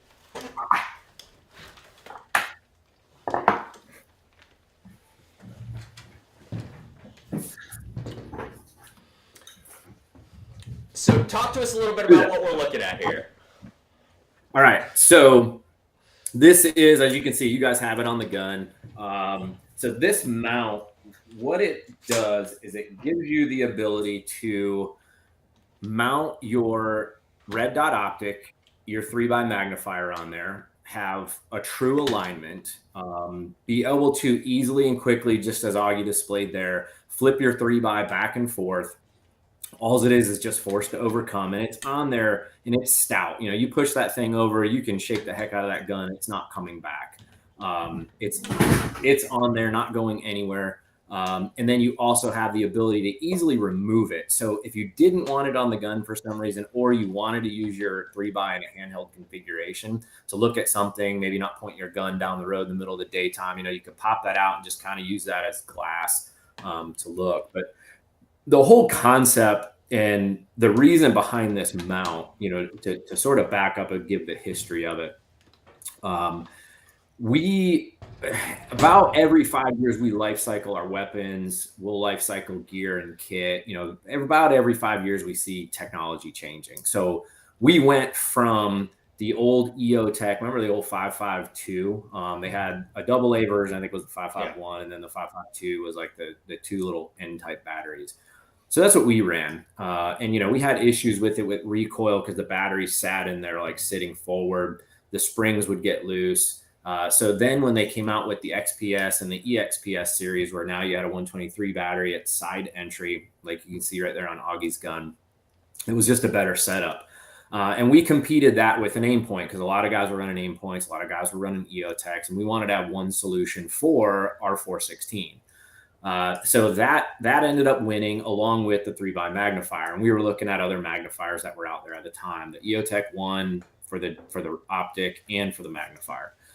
what I found was, guys were mounting these in different configurations. I know when I mounted on my gun, there were times where you could see like the side of your EOTech window, or you could see the top of it. It just wasn't lining up perfectly. And the issued mount that came with those original magnifiers was a Samson mount. It was spring loaded. It fell apart a lot of times. It was junk. The tolerances on it were not very well. It wasn't well built. So, I'd been working with Wilcox already on some projects. I went to him and he had this mount that I think a lot of guys are familiar with, this flip mount that was originally designed for the Skeet IR. I like this concept. I like the way that it worked. It was, forced to overcome. Everything's great on it. And I just kind of took this to the next level, and we built this whole mount system that gave you one location to mount your day optic. It gave you that fixed location to mount your 3x, easy flip to side, just like the Skeet IR did, and then a quick detach. We also built in on it a place where you can, if you wanted to run backup irons, you can co-witness your irons. So your rear will mount right into the slot back here. And then you got this small little riser block that comes with it. And that goes somewhere on your forward rail. And then you're able to mount your front backup iron. So you still had backup irons on your gun with this whole mounting system. And it worked. The other thing that we did with it is, I'm a big, I don't know, so many people now are these crazy height over bore and all these super tall mounts. I am not. I'm nothing against them. They work for some people. There are some advantages to it. I think that whole technology and that whole thing was just oversold. I am a big believer in as low over bore as I can get. If you take the average guy and the average shooter, and for this, I train a lot of law enforcement and SWAT guys. They don't get the bullets. They don't get the range time. They don't get the time that we had to spend on the range and understand everything that's happening with their gun. So the more height that you create with your optic over bore, so now you have your optic up here, your barrel's down here. I mean, it's basic ballistics. You open up that travel of the round. So whatever you're zeroing at, and most guys will run a 50, 200 zero. So now at 50 yards, whatever that height is, you're telling that bullet when it leaves the barrel that it has to climb. You're aiming the barrel up so that it meets your optic straight line out to infinity. You want those two lines to intersect at 50 yards. Well, what's happening beyond that is the bullet's still traveling in an upwards angle. So it still travels out to about 125 yards, and then gravity takes over, it falls back down, and it's on again about 200, right? Depending on bullets, barrel length, there's a lot of different factors in there, right? We don't have to geek out totally on it, but that's basically what happens. So you've got that height over bore. Now, again, the higher you go, you're increasing your offset. So talk about CQB distance offset, talk about distance, various distances all the way out to about, 225, 250 yards. You're just increasing the travel of the bullet above and below that line of sight.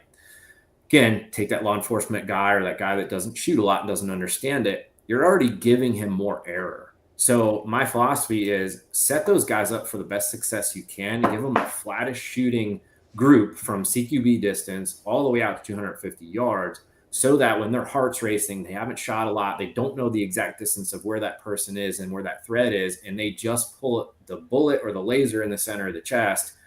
You're giving them the best solution you possibly can, right? Take away as much error as possible. So I'm a big fan over low height to bore. Now, with that being said, when we designed this, I was very adamant with Jim Tietzel and with Wilcox that I wanted this thing to be as low as possible. We had to have some type of a riser because we had to put these optics and put these things on there. But if you notice this way that this attaches, it has no thumb bars that attach it to the rail. The first design that they came out with had thumb bars on there. The thumb bar version of the low rise actually sits higher than this one does. This one, you have to remove your charging handle and it has to actually slide on from the rear. And then you have pins that go in the side to lock them into the pick rail. And then you have set screws on the top that lock it down.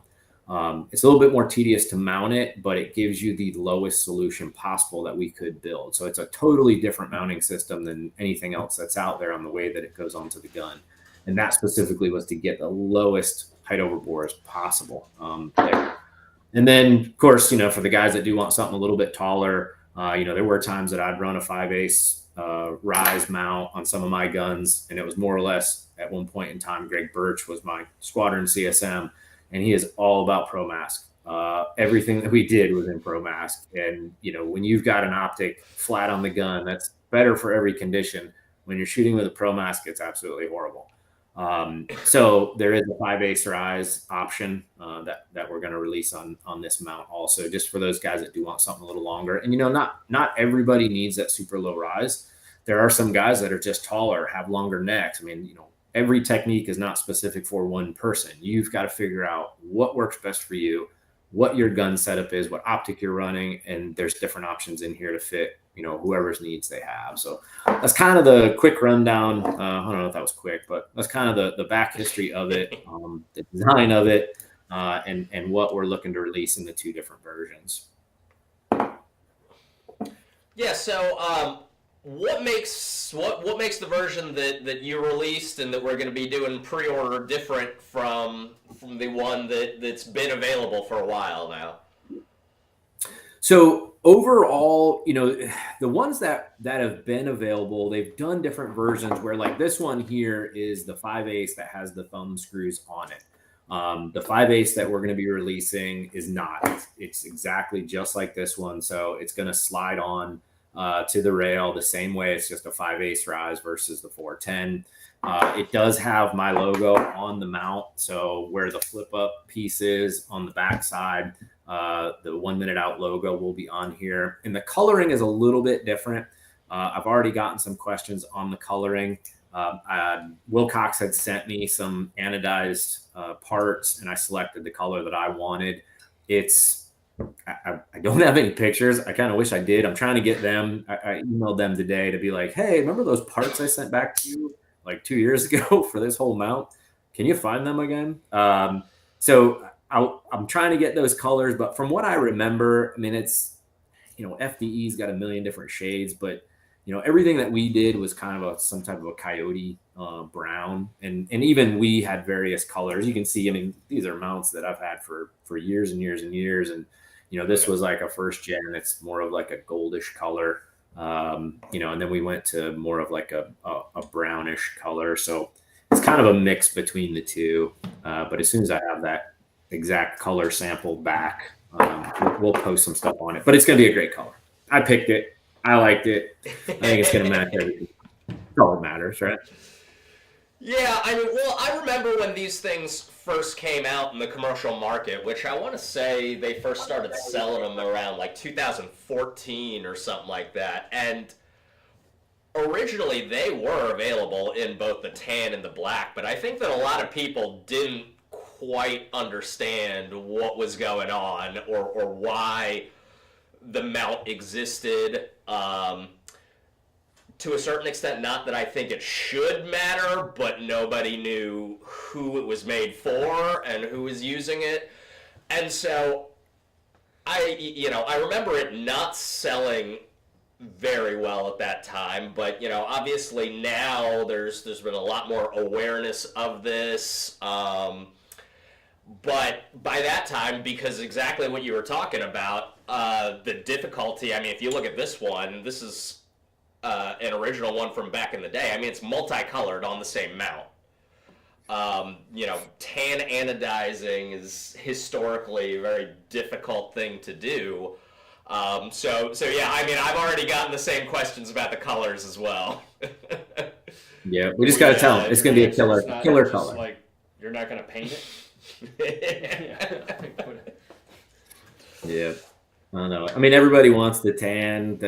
Everybody's been, raving. Oh, that's what they want. That's what they want. I know a lot of it's like cloners and guys that want to build it. But for me, I don't care about the color. Never did. Don't care. It's the functionality of the mount. I mean, that's why it was built. You know, it's very versatile. You know, everything you can do with a 3x. And I'm a huge fan. Even on my 417, I ran an EOTech with a 3x magnifier. You know, it was like, if I had to go in and do CQB, to me, the EOTech, you know, that type of a sight, whether it's EOTech or it's a Vortex, you know, the UH1, but I like having that bigger ring, you know, 65, 64, 8 minute of angle ring, whatever everybody wants to call it, and a 1 minute of angle dot. And then you've got the little tick marks. down at the 6 o'clock, the UH1's got the little triangle, the EOTech has a little dash mark at the 6 o'clock, with a 5200 zero, that's your CQB offset. So it's just so quick, so fast, and the eye box is big. For me doing CQB, and that was our bread and butter. It was just so fast for me to come into a room, and you enter the room and your 200-degree field of view as you're clearing your primary sector, and you see a target. So then all of a sudden now your focus is going to the hands of the target, and then your weapon's coming up, and it's just such, to me, more of a natural way for your eyes to close down is for them then to have a bigger eye box. Then you have that bigger ring, and then you've got the dot to put it right into the chest. I mean, it just makes everything flow so much faster. And just, I'm a big fan of that type of a sight. That's still what I run on all my guns. And everything I got sitting here, there's a UH1 sitting right there. I got 2 EOTechs on guns in here. That's what we were running. That's the mount there. And, I think it's going to do well. I think once guys get their hands on it and actually start playing around with it and seeing the versatility of it, the built-in backup irons, and just that ability to still use your 3x magnifier when it's on there, even off to the side. It's, hey, I can just cant my gun over and look through it. It's not down in the middle in front of the mount and it's obscured, then I have to pull it up to look through it, but then it's looking through my day optic. It's either off to the side, I can still use it, or I roll it in front, I can use it and engage, or you could totally just remove it, put it in a pocket and or handheld it. And I will say too, because I know some guys have seen it before, and your 3x off to the side, and they've mentioned, that's going to get hung up on something. I can't even tell you how many hits I have done, and that magnifier was always there. I never took it off and put it in a pocket. It was always on my gun. It was, rolled off to the side unless I needed it. Never caught it on anything. So I don't know. Maybe I was a little more careful with the way I operated, but never had an issue with it. So I don't think anybody will. But yeah, I'm excited for this thing to be out there, to go and launch, and guys to get using it. So we did get an audience question that I think might lead into some other questions too, but about availability. One of our viewers is wanting to know whether it's ever going to be released with the detachable flip to the side mount with the thumb screws. It's just gonna depend on demand. When I designed this thing.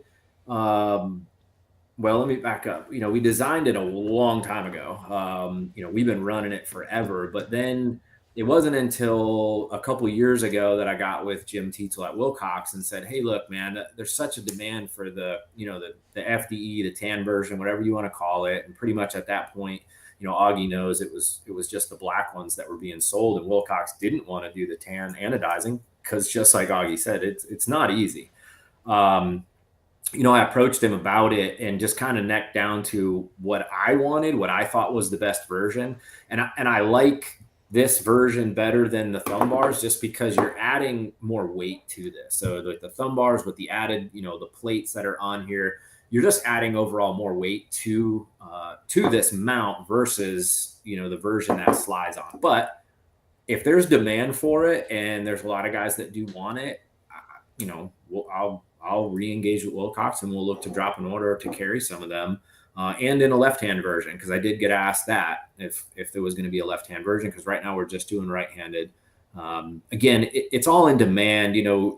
I got to look at the business side of this. I want everybody to run this that wants it, but we are running a business here, and I can't just sit on inventory. I'm not rich. I'm not going to get rich off of selling these. That wasn't the point. That's why we priced them, at a great price.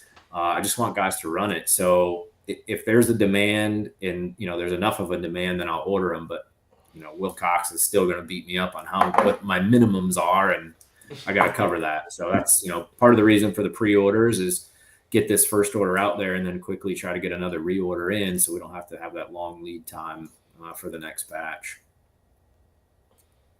Yeah, I remember we had that conversation when we first started talking about re-releasing these right after our SHOT Show, and whether or not this was something that we anticipated as being like a drop, like internet drop culture where there's only going to be X number available, but I think we all agreed, not just you and I, but Roy Lynn over at Weapons Outfitters, and Ike Stevens at Big Tex, who are also both going to be carrying the 1 minute out flip to the side mounts. We all kind of agreed that we wanted to make these as available as possible for as long as possible. Sure, we could have dropped 100 of them and charged as much as a PBS 14 for them as a limited product, but it's just not what any of us wanted, which I think is why it made it a good collaboration for us. Yeah, definitely. And I thank you guys, because I've been sitting on this for 2 years. You guys that have been following me on social media have been hammering me like, hey, when are you dropping those? Because I teased it, when I did finally have that talk with Wilcox about doing this, and they were like, yeah, we will, just got to put your minimum order in, and that was killing me. I mean, I'm just not sitting on a pile of money to order a bunch of these and then hope all the people on the internet that said they wanted it would actually buy it. We all know how that works. So yeah, thank you, Augie, TNVC, guys at Weapons Outfitters, and Big Tex for stepping up and putting this whole thing together so that we could get it done. And it's happening finally. I'm excited about it, and we'll just see where it goes from there. Continue to grow as long as there's demand.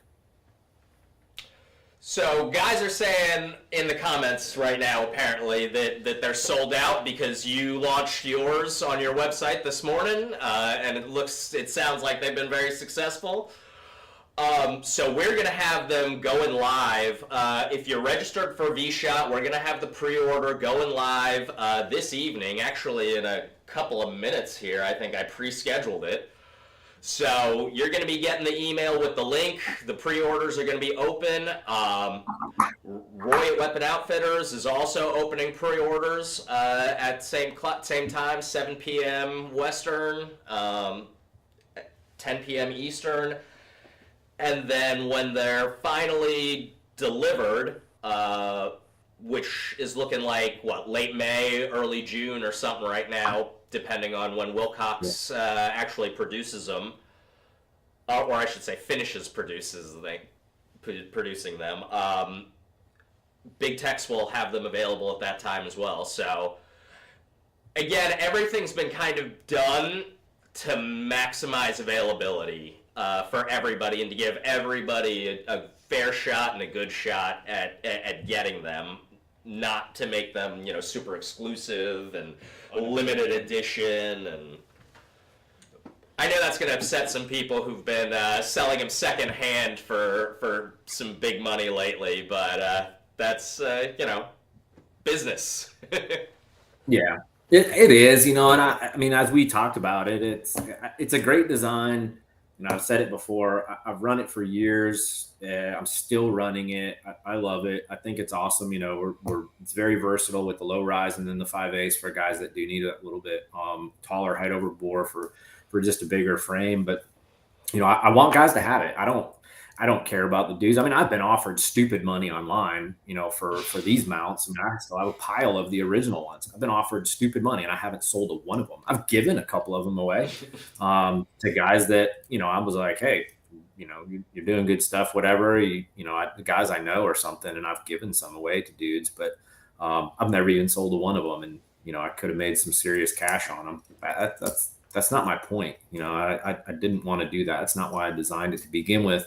I designed it for guys to use in combat and be successful and have a great mounting solution that worked and very versatile. So yeah, I'm excited to get it out there. I will caveat on one other little thing that, I talk about. I'm a big fan of running like a red dot optic and a magnifier, and guys have different thoughts and theories, and I've even seen guys do different stuff. But here's my take on this.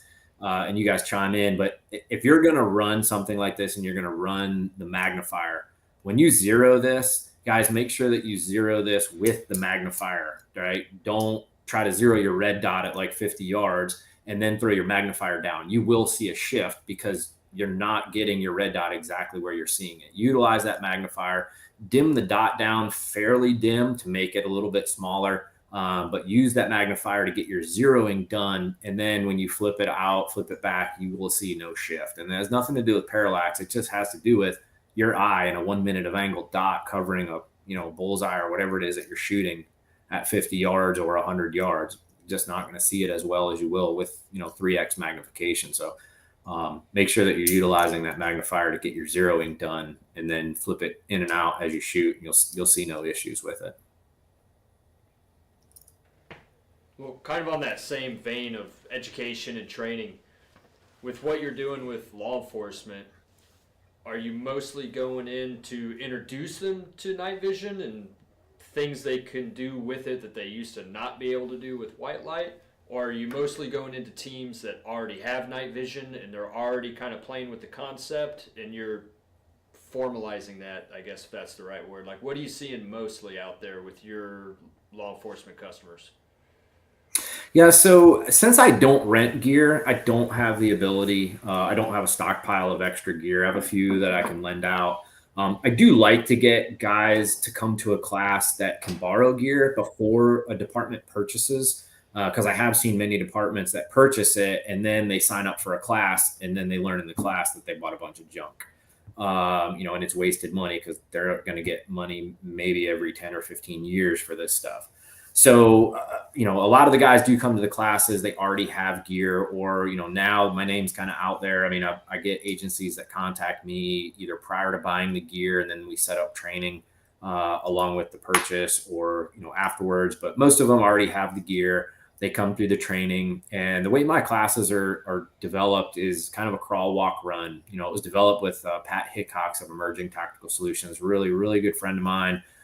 Spent some time in the military, but career law enforcement SWAT guy out of Arizona. And we developed this whole curriculum using, the LE side of night vision use and all my special operations background experience. And we just take that crawl, walk, run. So it starts in classroom, educate everybody on what night vision is, how it works, the tubes, frequencies of light and all that. And then we get out there on the range and do a bunch of hands-on stuff, make sure they're completely familiar with all their gear, from, how to change batteries in the dark to adjusting their gain and focus and everything on it, and do some practical exercises. And then, of course, get their lasers zeroed in. We go through the talking about converging versus parallel, the differences in the zeros, what's going to work for them. And I'm a big fan of parallel. Various timeframes throughout my career, we did different stuff, but I think most guys now are doing a parallel. I'm a big fan of it. Just again, when we talked about that whole height over bore and sort of taking as much error out of the shooter's thinking in that situation as we can, to me, a parallel zero does that. You just mirror what you have on your day optic, because most guys are shooting their day optic way more than their laser. So by setting them up for success and having a very, very similar, almost identical bullet trajectory and path with a parallel zero at 50 with a day optic 50, then they don't even have to think at night. They just put the laser in the chest from, CQB range out, and they're going to hit in the kill zone. But we'll go through that. And then, day two, we'll run a bunch more like shooting drills and stuff. And I'm a big fan in my drills, and what I do is anybody could throw nods on and just go shoot a bunch of drills. Do the same thing you do during the day. You could do that on your own. You don't need to pay me and come to a class and either shoot it with me or put you through different drills that you could get all of them off the internet. So I like to run guys through scenarios and do a lot of kit shakeout stuff. And I've learned stuff in my own classes. One of the biggies is a lot of manufacturers are talking about green lasers and going green lasers. And like you were mentioning back when, we had the PVS-7 Bravos, Deltas, all that stuff, and even the 14s, there's a laser interference filter that you can screw onto the front of those to protect that tube from getting hit with a laser. Well, it's a green tinted filter. It filters out that frequency range. Well, if you have a low power green laser and even a high power green laser, and you have that filter on and you throw your visible laser up on a target, you're either not going to see it or you can barely see that green laser. So going through a lot of that different stuff and seeing what guys can and can't see with, super bright white lights. I mean, I'm a big Surefire guy, but Surefire just came out with a brand new light that's super concentrated, super bright. If a guy's running like a civilian power, class 1 laser, and he's got this super bright white light and he's under nods and has to engage his white light while he's under nods to ID a target or something, then he may lose his laser. He may not be able to see it because it's overpowering it. So we do a lot of different stuff like that. And then I do a little bit of introduction to clearing. I have a different class that's, again, law enforcement, government only, where we do get into pretty heavy nods clearing and CQB and a lot of different stuff like that. And I love. I mean, that's my passion is CQB. So I enjoy teaching that, especially under nods. But yeah, it's fun. It's a good class. Keeps me busy, and I always meet good guys, good students, and see lots of new gear. I would say just something with that. I've learned so much because like you and I, coming from the special operations community, we got handed the best gear, right? So here you go. Here's the best stuff that's out there. You're going to go operate with it. You're like, cool.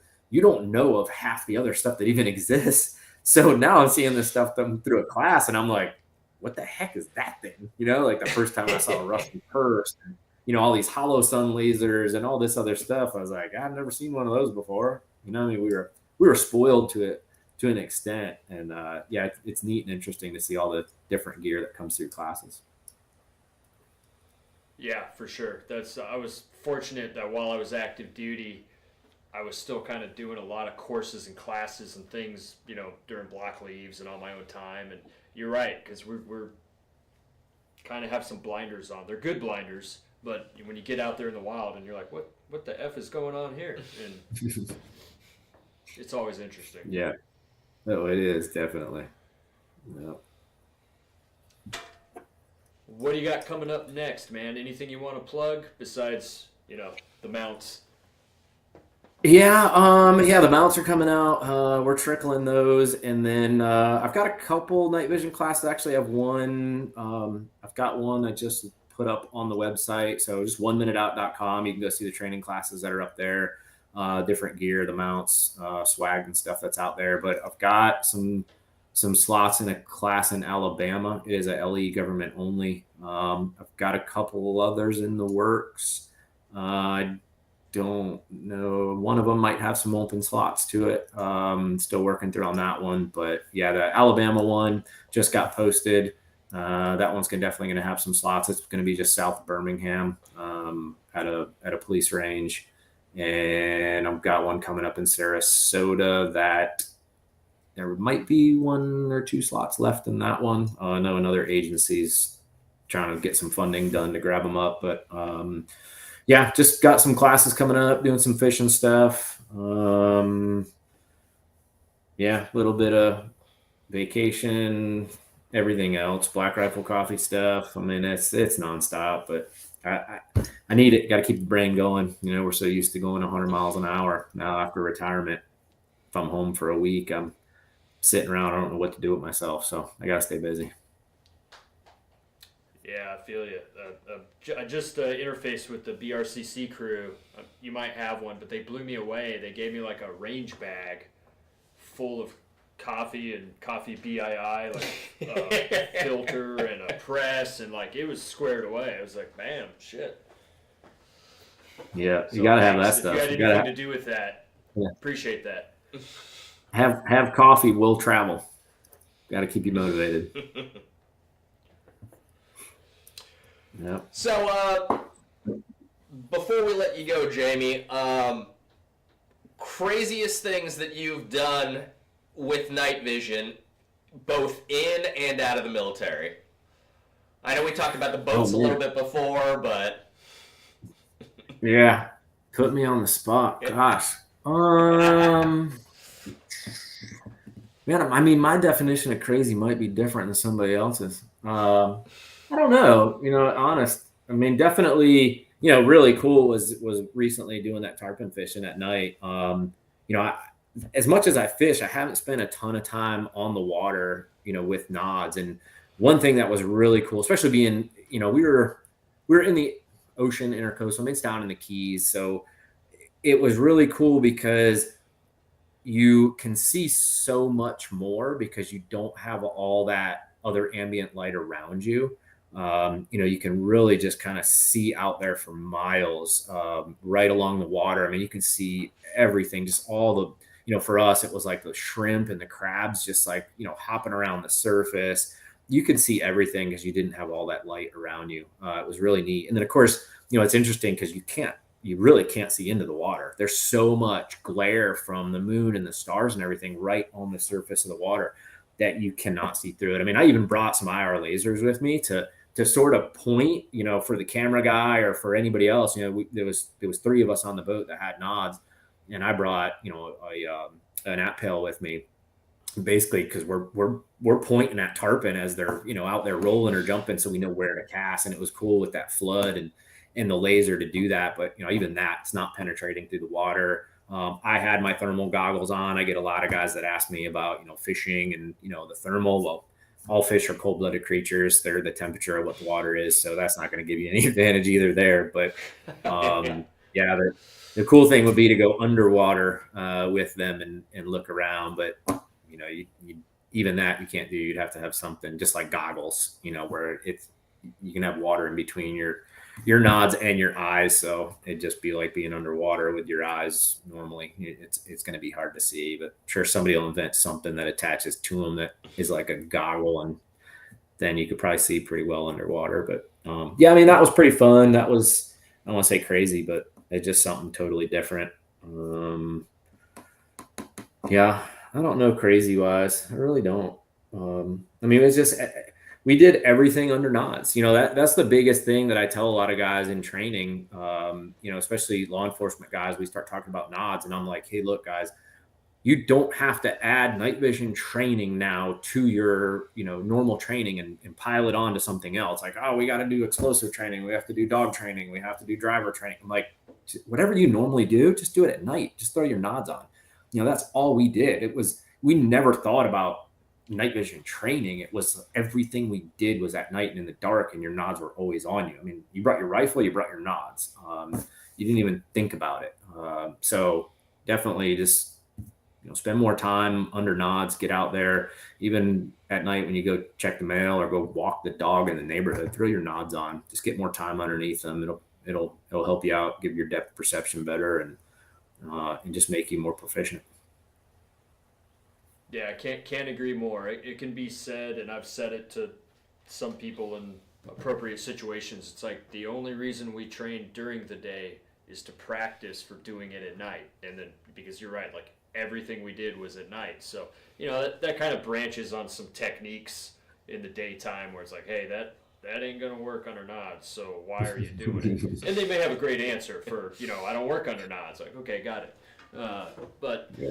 Yeah, 100% agree, man. Everything you do at night, you'll really never be wrong if you have a solid technique that works for both. Yeah, definitely. Hey, I want to caveat one other thing on here. So if anybody's looking when they purchase these mounts, if they're running the Vortex, the UH1, you're going to have to get the 5/8 rise. Because of the design of the low rise, the way that it slides onto your rail and these sort of wings right here attached to the rail, the UH1, the Vortex UH1 does not have enough clearance between we'll call it the wing here and where the actual rail and where it would grab. So in order for it to fit on there, you have to loosen that, the thumb bar, the nut up as much as you can, and it has to slide. It's going to have to pinch on or slide onto, but it has to go on a 5/8 because you need that additional spacing right there for it to grab onto. So for those guys that are running a Vortex UH1 and they do want to run one of these mounts, I have mounted them. It does work. Does work with their 3x, but you've got to run the 5/8 for that to work. All right. Well, thank you, Jamey. Unless you got any parting words, thank you for coming on with us. I think they just gave us the heads up that the pre-order is live on TNVC now, and I would presume on Weapon Outfitters as well. Awesome. Good to hear. No, man, I really appreciate you guys having me on. This is awesome that you guys are doing this. I know this is, I think, is this year 2 of vSHOTT? Third year. Or 3? Third year of vSHOTT. So no, it's been awesome. I've tuned in. I've tuned in before to it. You guys putting out some good content. Augie, you and I have been friends for a long time. I appreciate you helping me get this thing off the ground and having me on to talk about it. And yeah, man, looking forward to hopefully us selling out of this thing here really fast and getting another order in so that guys can get their hands on it. And sending Jim Tietzel some more money. Exactly. Yeah. No, I appreciate you guys. Really do. It was a good time. And I'll catch up with you guys at the next one. Absolutely, man. Good luck on that fishing tournament. All right. Thanks, guys. Okay. Thanks. Yep. All right, guys. So, these things coming off. That's just a little different. That takes some. It is, yeah. It's a little bit of a trip. So pre-order is live, guys. Once again, in order to, not in order to, it's live for everyone, but to get the direct link and kind of the first crack at it, you need to be registered on the website, and then also, once again, registered for the giveaways. If you, just to, as a reminder, register, go to tnvc.com/vSHOTT, VSHOTT. That's where some of y'all are watching this presentation, but you can also register for it there, or if you're watching on Facebook or YouTube, jump on over to the TNVC site to get registered for the giveaways. There's still plenty of time to register, and the rifle giveaway is going to happen on Thursday, seeing as it is our grand prize, but there's still quite a few giveaways that we've got going on. So we're going to take a quick break and we've got a short video for you introducing some of the TNVC team that wasn't able to be with us here at vSHOTT, especially, if you guys have ever called TNVC, ordered from us, if you guys, you might have talked to a lot of these people. So just some introductions from our team members, and then we will move into our, it started out as virtual circle bar. I guess now it's more virtual panel discussion, but we'll be cracking open some, what do we got tonight? Bud Lights, I think. We'll be cracking open some beers and answering y'all's questions. Doing some giveaways for Blue Force gear. Hey, how's it going, guys? This is Lewis at TNVC. I'm the warehouse and ISO quality manager here at the facility. Been working here for about 4 years now, and it's just constantly growing, improving, and building more for a community to help see through the dark, man. And that's what it's all about. And welcome to my warehouse. What's up, guys? My name is Isaiah. I'm a new hire here, and yeah, the thing that I love about TNVC is that it's family. Like, everybody I see is family, and yeah, I'm excited to see what we have planned for the rest of this year. Hi, I'm Eric. I was previous new hire before this guy came in, and like Isaiah said, we're all just one big family here. A very big sense of community here.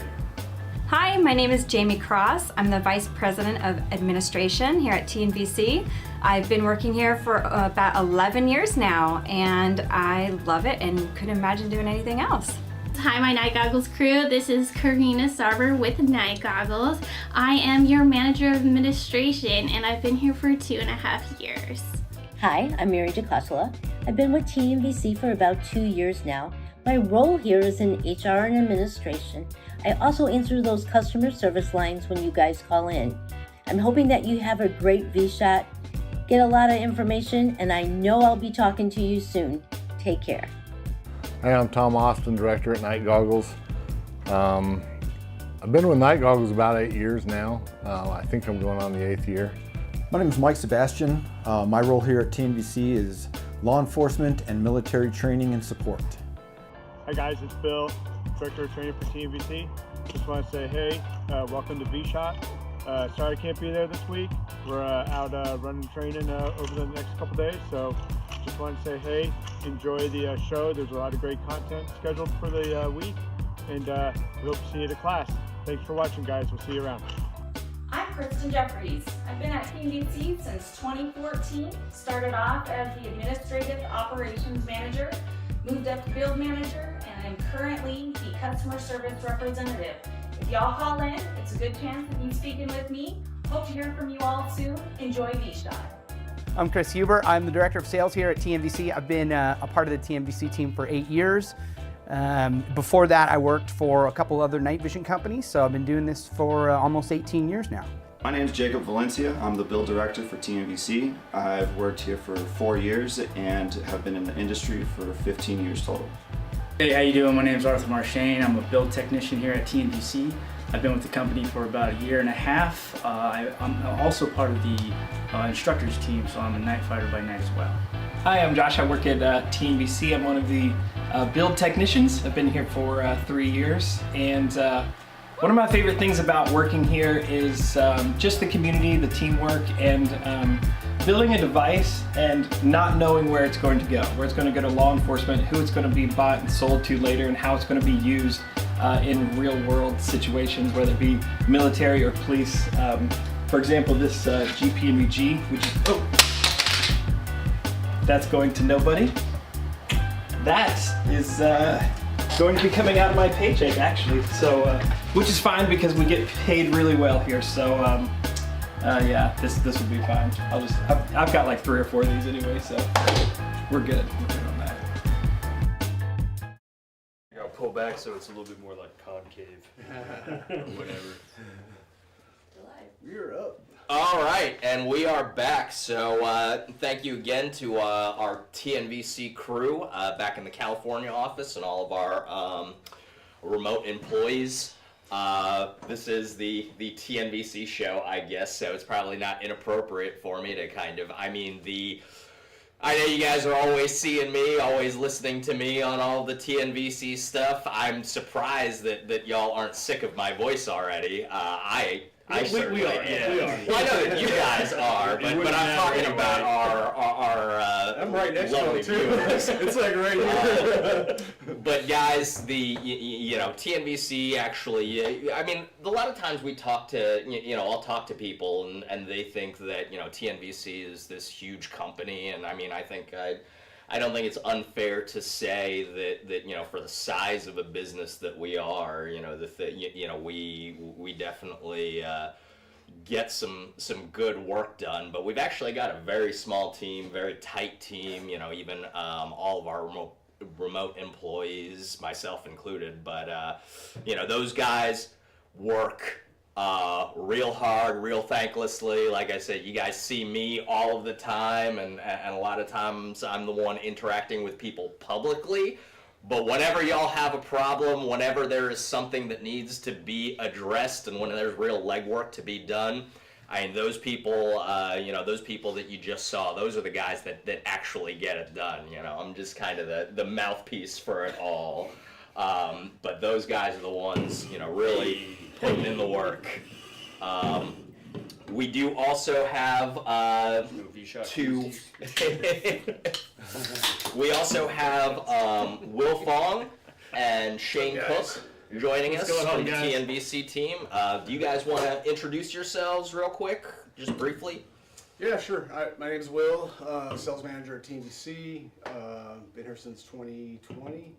Did vSHOTT last year. Answer the phones a lot. Help out, do agency quotes, dealer stuff, retail customers, whatever you guys need. I'll help you out. Just give us a buzz. You'll probably get me on the phone. Good chance of it. You can give out your personal cell number so No, I can just call you direct. Negative. Hey guys, Shane Cook from South Carolina. For all those South Carolina folks watching, retired law enforcement last year.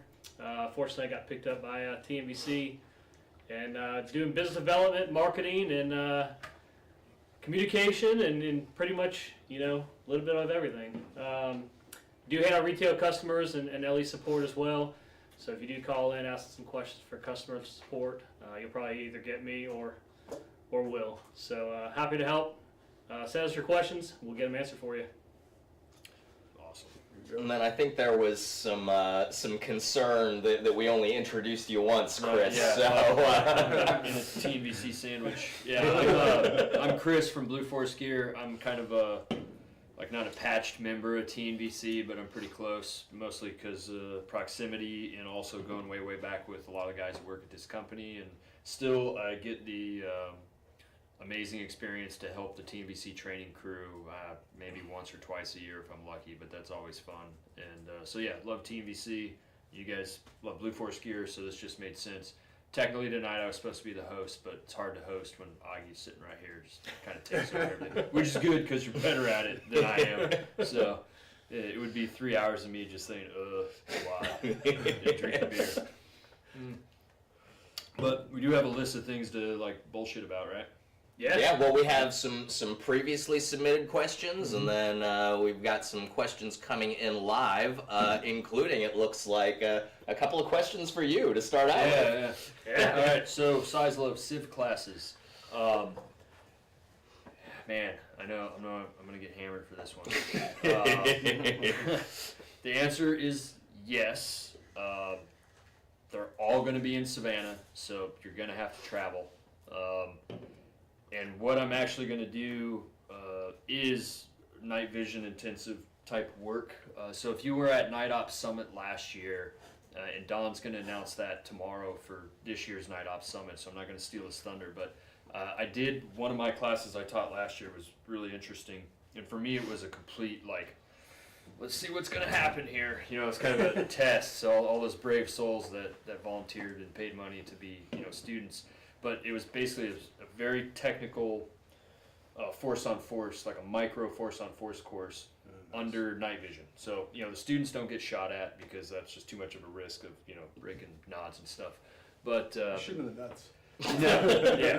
I have dedicated role players that do very interesting things, but what it allows these guys to do is just all the stuff that we do on the flat range with nods of like, hey, you can go passive, you can go active, you can go laser only with white light, and it just gives them a chance to actually run through all those options against a live role player that may or may not, meet lethal force criteria. Things change, and it was really fun to run last year. So I want to codify it and run it in my facility like a lot, like over and over and over. So I will be running those open enrollment. You don't have to have nods to do it. You can do it with white lights, or you can do it with nods.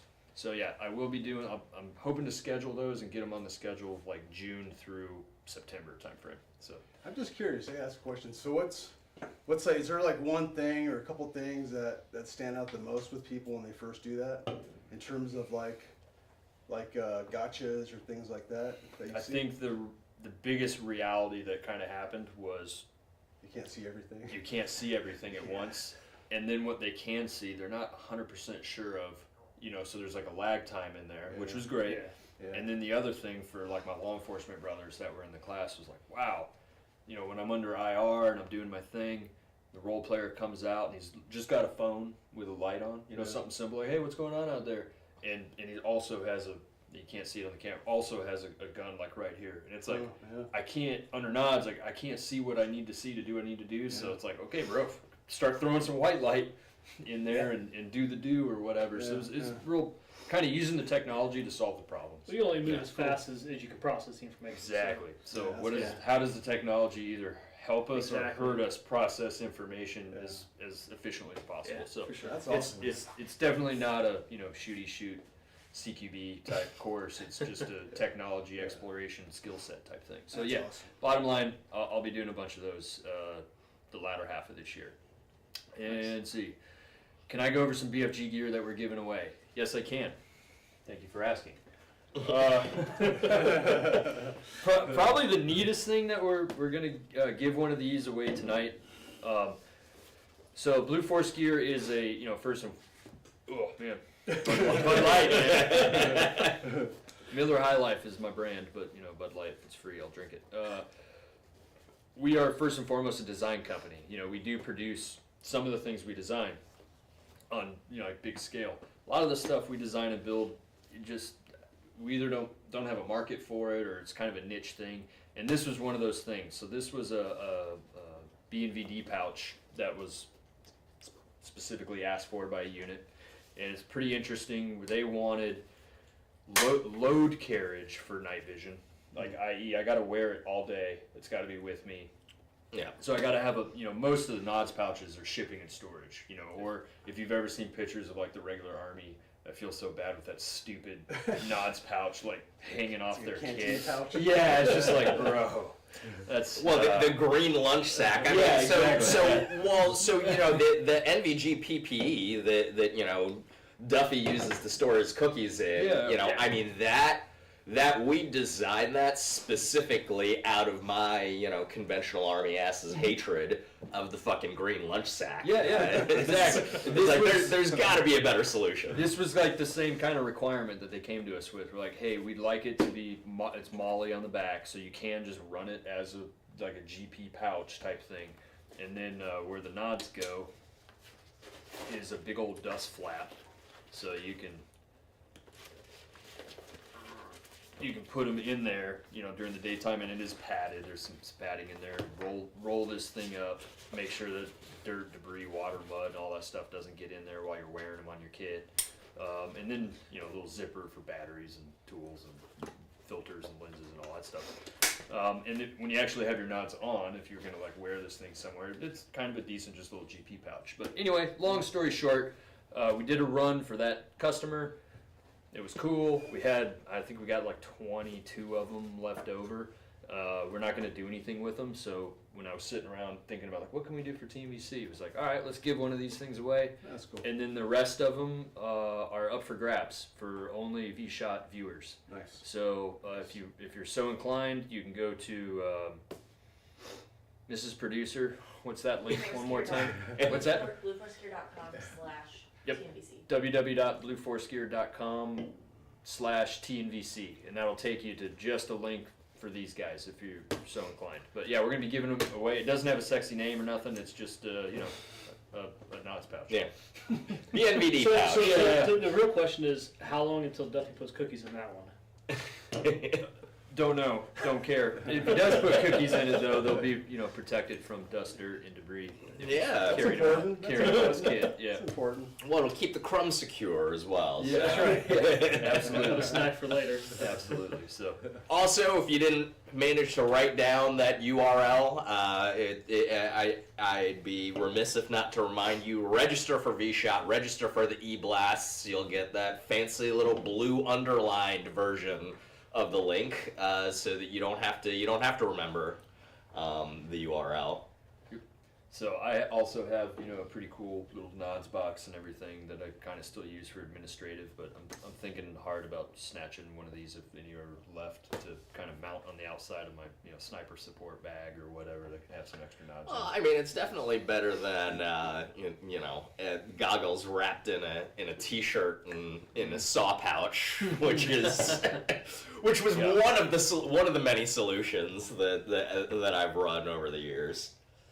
Yeah, absolutely. It just wasn't a requirement where I was from in the Army. Like, you just wore your NODs. You had them on your helmet.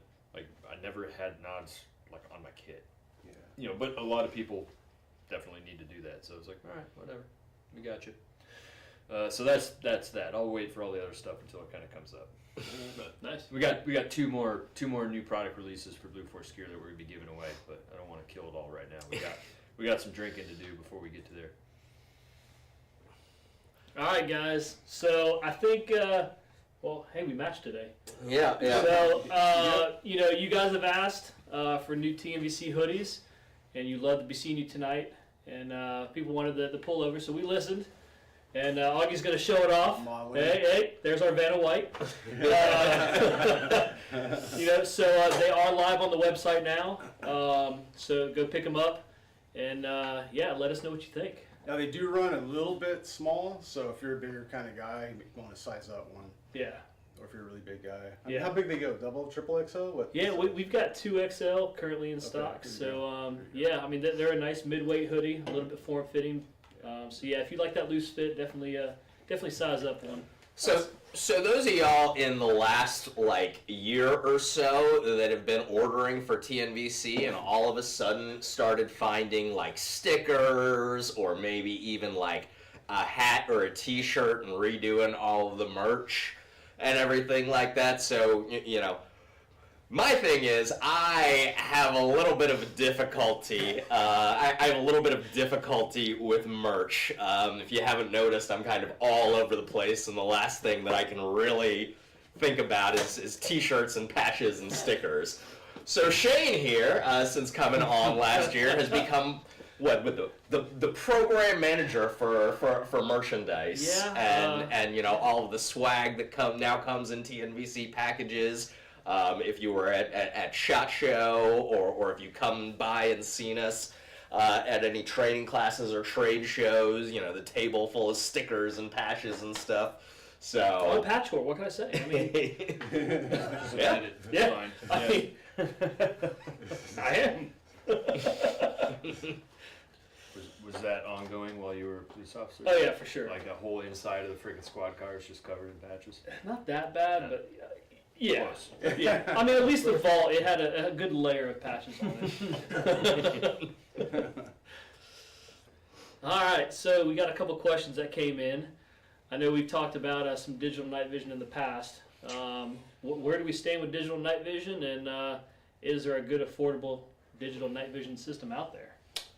So, digital night vision has been 5 to 10 years away for about the last 30 years at this point. What I will say is that, digital night vision is definitely progressing, especially lately, and it's that great thing when the DoD decides to spend somewhere in the area of $30 million on research and development for the IVAS program, which is which was the digital night vision goggle system that some of y'all may have seen. It was based on, so I mean, they spent, I want to say $500 million or something like that total on the program, but a lot of that was for the Microsoft HoloLens technology. But so, I mean, there's definitely been a lot of progress in the digital night vision field in the last, say 5 years or something like that. I mean, it's gonna take another 20. Yeah. No, and it should, because this is like, remember the old Land Warrior pictures from the 80s? It's like some soldier with all this bullshit on it. It's huge. Well, like that same technology finally came to fruition during the GWAT. So this stuff will eventually work. Well, it will eventually happen. But I think it's good to say, like, when it comes to like using digital nods for that kind of stuff. I mean, you can buy digital scopes and stuff for like shooting pigs and coyotes and stuff like that, or other stuff just for recreational use. But yeah, the real shit, it's a ways. I mean, it's not going to be anything serviceable for a while, I don't think. At least not on your head. Yeah. Well, I mean, and so it's one of the things. I think that the civilian and recreational market is starting to pay a little bit more attention to it. But for the longest time, in the DoD, in the military, it's been around forever. But it's the concept of SWAP, size, weight, and power. So for digital night vision, I mean, the frickin' F-35 has got digital night vision on it. Yeah. You can mount it on a fighter aircraft, and it works pretty well. So I think Intevac. So Intevac is just recently actually purchased by EOTech. But so Intevac is kind of the leading name in digital night vision right now. I know that, I mean, Psionics is out there, and Psionics gets a lot of press and creates a lot of stuff with the OpSyn now, which is an adaptation of the IVAS sensor. I mean, here's the thing: it's so on the one hand, IVAS, like you were talking about, Chris. I mean, IVAS to me, it's just another. It's the next evolution of Land Warrior, Net Warrior. I mean, Future Force Warrior. That's been going around, that the Army has wanted for years and years and years. And the thing is, with all of those programs, SWAP has always been a problem with all of those programs, because you can create all of those capabilities. It's powering those capabilities that's really difficult. So a digital night vision system, that performs even anywhere remotely close to an analog, night vision tube, you're talking about, fits right in here, 18 millimeter standard tube. In order to get that kind of performance out of a digital system, the power requirements are just, much heavier than, again, these things are running off of a single AA for 12 hours. All the requirements for comms, VAS, and I forget the other sexy terms for general. GPS integration. Until we can get a nuclear reactor about this size that I can wear on my back, you're right. The long pole in the tent right now is battery technology. It's just not there. Well, and then they've got have you seen any of the conformal batteries and stuff like that? Like the flexible wearable batteries and stuff, and they help, but it's just the running all that stuff for 36 hours is just not. From what I understand, is not happening at this point. It will. Well, and so miniaturization is actually, we talk about, the capabilities of CMOS sensors and everything like that. But really a big part of it is that power requirement. Just think about thermal. Thermal is a comparable, it's different wavelength, but a comparable digital technology, and anybody that runs thermal, understands that the battery life is significantly reduced. Once again, it's, we were talking before about alternate uses for night vision, where, thing that I'll remind people in, even in kind of like a survival natural disaster type scenario, PVS-14 single lithium 1.5 volt AA battery is going to last you 40 hours. Find me a flashlight that's going to last that long and allow you to see with that kind of with that kind of economy of power consumption. It's just not going to be there. And so, the future is digital. We all know that. It's 2023. The future is digital. How far off that future is really hard to say. 5 to 10 years, remember? Yeah, right. It was 5 to 10 years. One click 5 years ago. It's there's and it's the interesting thing too. So the Army as an organization declared the IVAS program to be a successful trial. I think they're moving on to whatever it is, Block 2, Increment 2, however they've decided to separate it. At the same time, if you read some of the soldier reports, there is still a lag issue with that. They've been able to reduce it significantly from where it used to be, but nevertheless, there is still a little bit of lag. It's not a direct view optic like analog night vision is, which I think, because ultimately you can see almost as fast as the speed of light. It's fractions of that amount of time to just convert that light, going through the tube, whereas digital processor has to process all of those things, and it's fractions of a second, but it's still fractions of a second too long. Guys were saying that it was making them nauseous. So 5 to 10 years out, we might be saying that in another 20 years. So there's a question about head-mounted thermal, I think. This comes up a lot. For professional use, I don't think it's something you'd really want to be messing with unless you're like stationary somewhere. But for guys shooting pigs, coyotes, just having fun with it, for sure. It's way more comfortable to have it on your helmet than to hold it up for a long time if you're scanning for a long time. So it has its uses, but just don't be like looking for something you're going to be moving dynamically with thermal on your head. It's just not going to work out very good for you. So Different uses than night vision. One's for detection, So. Yep, for sure.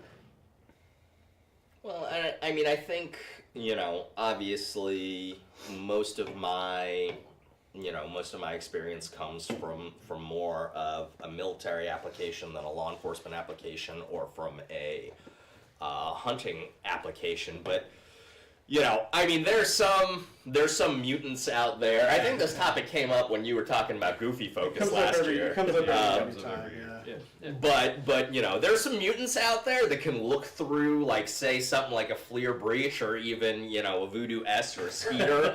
And they can wear, you know, PVS 14 over one eye and thermal monocular over the other eye, and they can get those images to fuse well enough.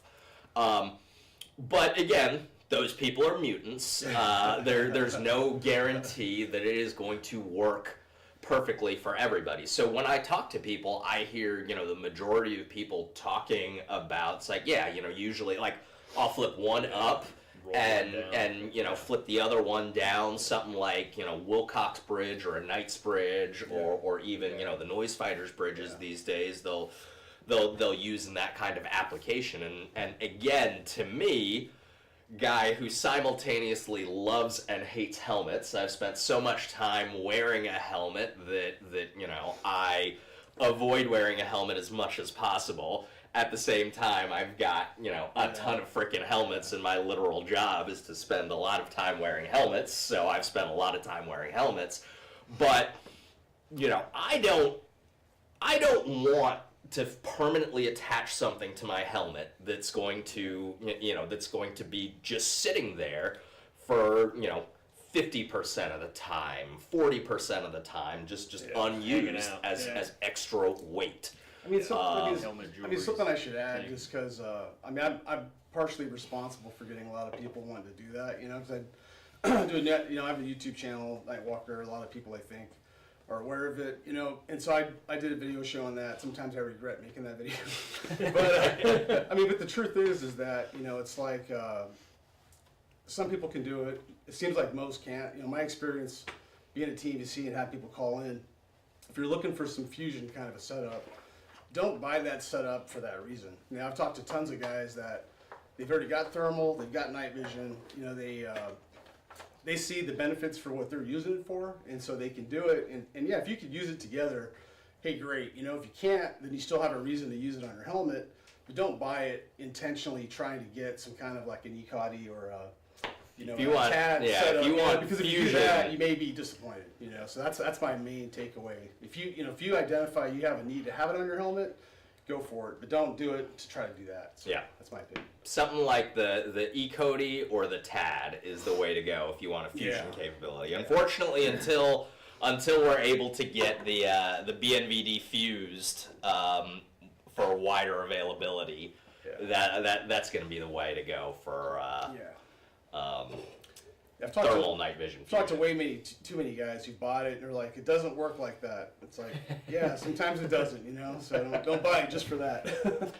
I mean, again, you know, I'm not a hunter. You know, we talked before about LPOPs. So yeah, we used the shit out of some thermal and LPOPs. My favorite was the frickin' LRAS, which is a gigantic frickin' thermal box on a tripod or mounted to a Humvee or something like that. So yeah, I've spent a lot of time observing through thermal. I never had to hold it. For me, if I'm gonna have like a thermal spotting device, like a Breach or an MTM or something like that, to me, this is not that much more difficult than this. It doesn't look as cool to have your Breach kind of hanging and swinging on a neck lanyard, but it's pretty easy. What's the? I honestly don't know where are we at with weapon-mounted thermals like skeet IRs and stuff like that. Are those pretty popular for you too? Because I ran one of those on my rifle like all the time. Not with us. So we've got, I mean, among other things, so the Pixels on Target Voodoo S is kind of like the next generation of the skeet. I've got one floating around here. Fantastic device. So what I think that we've found, especially with the Voodoo S, because I mean there's a whole family of them. There's the S, which is the short range, which is about the size of a skeet. And then the M, which is the mid range, and then they've got, you know, thermal binoculars and everything like that. Fantastic pieces of equipment, fantastic pieces of kit. Talking with Tom, who will be here, Tom Austin, our director of night goggles, who will be here tomorrow. So the consensus for a lot of hunters seems to be that, you know, they're too expensive for the capability because they're wanting to look longer range, they're wanting more field of view, and everything like that. And oh, by the way, you know, whether it's a skeet or a voodoo, you're talking like 15 to 17 grand. Oh, really? Oh, shit. So they're available, and you know, I'll admit I figured that you know, something like that, high performance miniature thermal like that would be a hit for you know, hunters as well. But I mean, apparently apparently it's kinetic guys love the skeet. Hunters, it seems to be a little bit less popular. The guys that have the money do them. Like, they'll run duels and everything, but they're just not readily available. Like, you just can't go get skeets everywhere. Yeah. So. Let's kind of change directions. So a lot of people have been looking at your PVS 31. Yeah. So this is a set of L3 Harris BNVDs, otherwise known as PVS 31 Alpha, PVS 31 Bravo, PVS 31 Charlie, but not the Delta, because that's the Elbit 5032. But so this is a custom set of Nicorium wraps that we got done for my daughter's 2nd birthday. So they are Little Mermaid wraps. She's got the matching helmet as well. Yeah, hold it still so they can see it. Yeah, it's kind of cool. You first see it from a distance, you're like, what the fuck is that? Will those guys do wraps and anything? Like, if you send them a file, will they cut it and just do Well, I wraps? think so. So I think he needs to be able to get the vinyl for it. So I mean, if you actually feel it, it's not as durable as the normal Nicorium vinyl, because it was, you know, I think it's supposed to be used for, like, you know, children's books and stuff like that. Instead, we have children's night vision. I mean, There you go. All right, super gain. If it's worth the extra money, if you can afford it, yes. It depends on operational requirements. You know, I mean, it's not new technology; it's different technology for a different purpose. So here's the thing with super gain, and you know, I think it's fair to say that you know, I personally was the guy who drove super gain for TNVC. I mean, I'll say this: I freaking love super gain. I love a super bright image. The first time that I tried the super gain tubes, the high gain tubes, I was instantly like, well, I wasn't instantly. It is a little bit of a different experience when you put them on for the first time. So I remember putting them on for the first time and being like, whoa, this is different. I'm not sure whether or not I like this, but the more and more that I started using them, I just became absolutely enamored with super gain. At the same time, what I will say is these things are not super gain. The GPNVGs that I use are not super gain. So long story short, for those who are not familiar, basically the mil spec for Generation 3 night vision tubes, the luminous gain, the gain reading has been, it's supposed to be between 40 and 80,000. It's freaking, I don't know, FL over FC. It's the measurement is usually between 40, or the spec range is between 40 and 80,000, and the nominal, the nominal setting, kind of the middle ground that the manufacturers have always aimed for is 65K. Super gain systems are, essentially similar tubes, but it's just been raised. That spec has been raised to between 100 and 120K, with, kind of right around between 105 and 110 being kind of the optimal range for that. And so, I mean, what that does, it improves the light gathering, information collection. I mean, it's providing more information to you.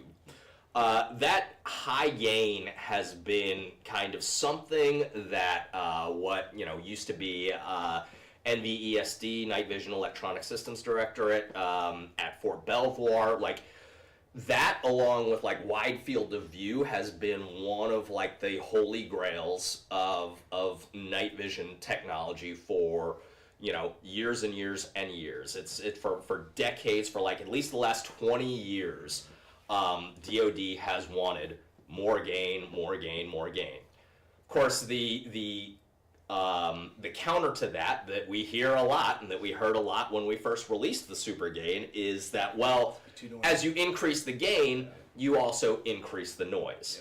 100% true. That is why it wasn't until image intensifier to performance became as high as it is now. You know, since 2016, you know, L3 has improved their average tube performance by over 50%. You know, there was a time back in the day when you know 1800 FOM figure of merit was you know, it was difficult to achieve. Now, you know, now it's they're not, you know, cranking them out like candy, but 3,000 FOM as a spec is well within the range. And with that, so when you have that higher signal to noise ratio, when you have that higher FOM, that higher performance, you can increase that gain and not pay as much penalty in the noise. And so the super gain tubes that we have, they're all 2376 plus, so effectively 2400 FOM or up. And obviously that's the minimum spec. You know, with everything else, there's, you know, a distribution curve where the average is going to be significantly higher than the minimum. But even at the minimum, and oh, by the way, that figure of merit, though, that signal noise spec is measured at that higher gain setting. So that's 2376 FOM at high gain. So actually, if you were to crank the gain down on that particular tube, which you can do with manual gain housings, which I see is one of our upcoming questions. Yeah, your FOM or your signal noise ratio is actually going up slightly. It's not going to take you, you know, it's not going to take you from a 2500 FOM tube to a 3000 FOM tube, but it might take you, you know, from a 2500 to a 2550 tube. I mean, you know, and I think that's something that's important too. Is like a lot of people, it depends on their experience with nods. You know, so if you got an older, you know, green phos system that, you know, probably still is a good set of tubes or a good tube in a 14, whatever the case is. But if it has that lower SNR, depending on the specs as well, if it looks noisy to you, and then of course you're going to see that and be like, why the hell would I want to make that worse, you know, if I raise the gain? But on these tubes with higher specs on them, higher SNRs, it's not as detrimental as you would think. And I guess the easiest way to say it is like, if you're somebody and you've used nods, and if you like to keep your gain high, or if you've used dual tube systems that are auto gain and you like them like that, then you probably really like super gain. If you're somebody that always turns your stuff down, and not on a 14, because 14s a lot of people turn them down, but on dual tubes, if you like it high, you'll probably love super gain, because you get a lot more brightness. I love it for that reason. I'm like Augie, I like it brighter on dual tubes. Well, you also live in BFE, so I mean. Yeah, that's true. I do live out where there's like no lights, and so I can really enjoy it. You know? Well, so incidentally, you know, and I asked L3 about this, and they never really gave me a straight answer. So the first most people in in kind of the enthusiast and outside of the DoD heard about super gain tubes was when L3 Harris announced the PVS 31K contract, which was PVS 31s to South Korea. So apparently the South Koreans really loved super gain goggles, and you know, I mean, again, super gain tubes, yes, we released them last year for the commercial market, but they've been around for a while, and people have experimented with them, and people have done things. But somehow or another, when they came to Augie Kim after being sold to the South Koreans, I was absolutely in love with them. And incidentally, Will Fong also is super you know, is super into the super gain. Well, it hit close to home for you, right? He's like, I don't know what it is, but I really like this. but you know, L3 never gave me a straight answer as to whether they thought there was any connection or any relation. But so I've talked a lot of I've done a lot of talking, but I think the crux of the question was whether or not it's worth it. So I go back to what I was saying before. If you have current unfilmed white phosphor tubes, high performance tubes right now, there is absolutely no reason for you to go rush out and buy super gain tubes. Yeah, I agree. At the same time, if you're upgrading from a green phosphor system, if you're getting a brand new set of goggles, or if you're getting a new set of goggles, you never owned night vision before, and you want, you know, the absolute highest performing system that you can get, super gain, I would say, is definitely the way to go. Because here's the other thing about it. I mean, not only does it give you more information, allows you to, you know, have a more usable image in lower light conditions. To me, I think the main advantage that I find is that, you know, whether you're in an urban area or rural area, there's obviously, you know, unless you're in a wide open field, there's going to be areas of shadows, areas of darkness, and so the super gain allows you to kind of look deeper into those shadows. So, you know, if you're looking into a doorway, you know, if you're in some sort of structure and you know, you're trying to see deep in there for a potential threat, and as the light starts to fail, super gain will extend that range. Again, not drastically, but it will extend that range a little bit. But the other thing is super gain. I mean, super gain is the new mil spec. I mean, that's the long and short of it. ENVGB, FPANO. I mean, new systems that are being spec'd out for DoD are coming with the 100 to 120K gain spec. And so, and if anybody that's watching has seen like any of like the draft Omni 9 specs, it's up in there. The super gain spec is the spec. It's the new mil spec. So if you want a mil spec system that's going to last you in you know for the next couple of decades, that's going to be it. So cool. That's my super gain spiel. Right. We got 2 more questions while all that technical data was getting spewed out. He's like, okay. One of them's pretty interesting, and they're asking about red dot optics on pistols for, you know, how they work under night vision and daylight, yada yada yada.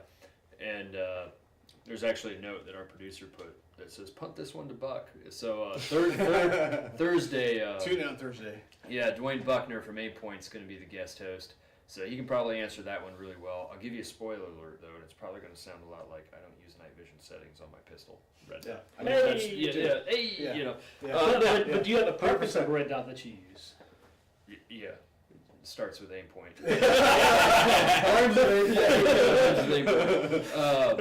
But yeah, you know, I guess if I had anyway, we'll let Buck talk about that. The next one, Sizelove, show off the chest rig. Grid belt. Okay, cool. Right on. Show off your chest. Yeah. So, hanging back here. This is mine. And if you're just tuning in, you know, we talked about the pitfalls that companies get into of showing off products that are already all kitted out and everything. And this is mine that I use. So this is a split front chest rig, and what I've done, I call this Ractimus Prime.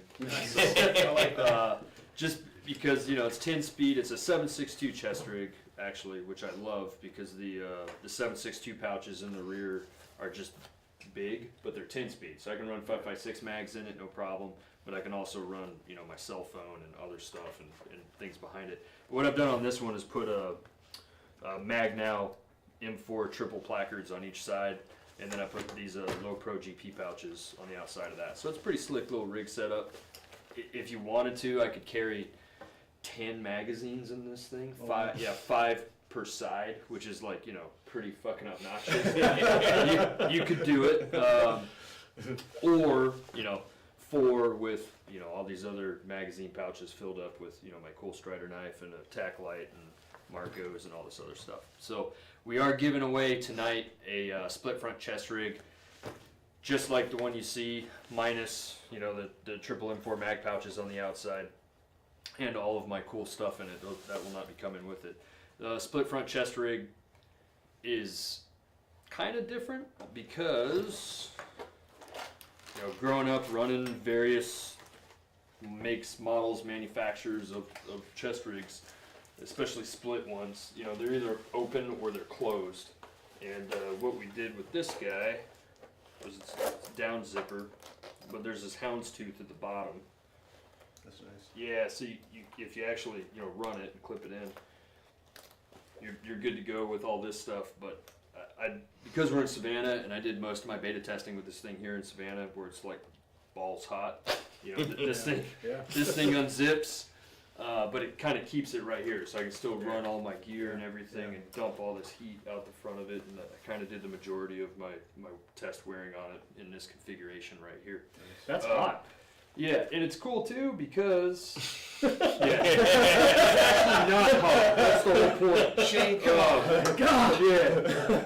And even sitting like this, laying in the prone, the front of it is still flat, even when it's not open. So you still get this kind of generally flat spot right here. So if you're laying in the prone, it's not like this big bulbous, spot. But anyway, it's our new split front chest rig. It comes in 5.56 and 7.62. I would recommend you get the 7.62 model because it's just more versatile. Because it's 10 speed, you can still run 5.56 mags in it like no problem. But I also run my OBR mags, my Tika mags. I stick frickin' 9mm mags in there all the time when I'm on the range. So I would recommend the 7.62 model. So that's split front chest rig, and we are giving one away tonight. And I would be remiss if I told you I knew the particulars of how that's going to happen. So is the producer just gonna draw names, or how's that gonna work? Oh, we can do that now. Hey, nice. Random number. Generation. So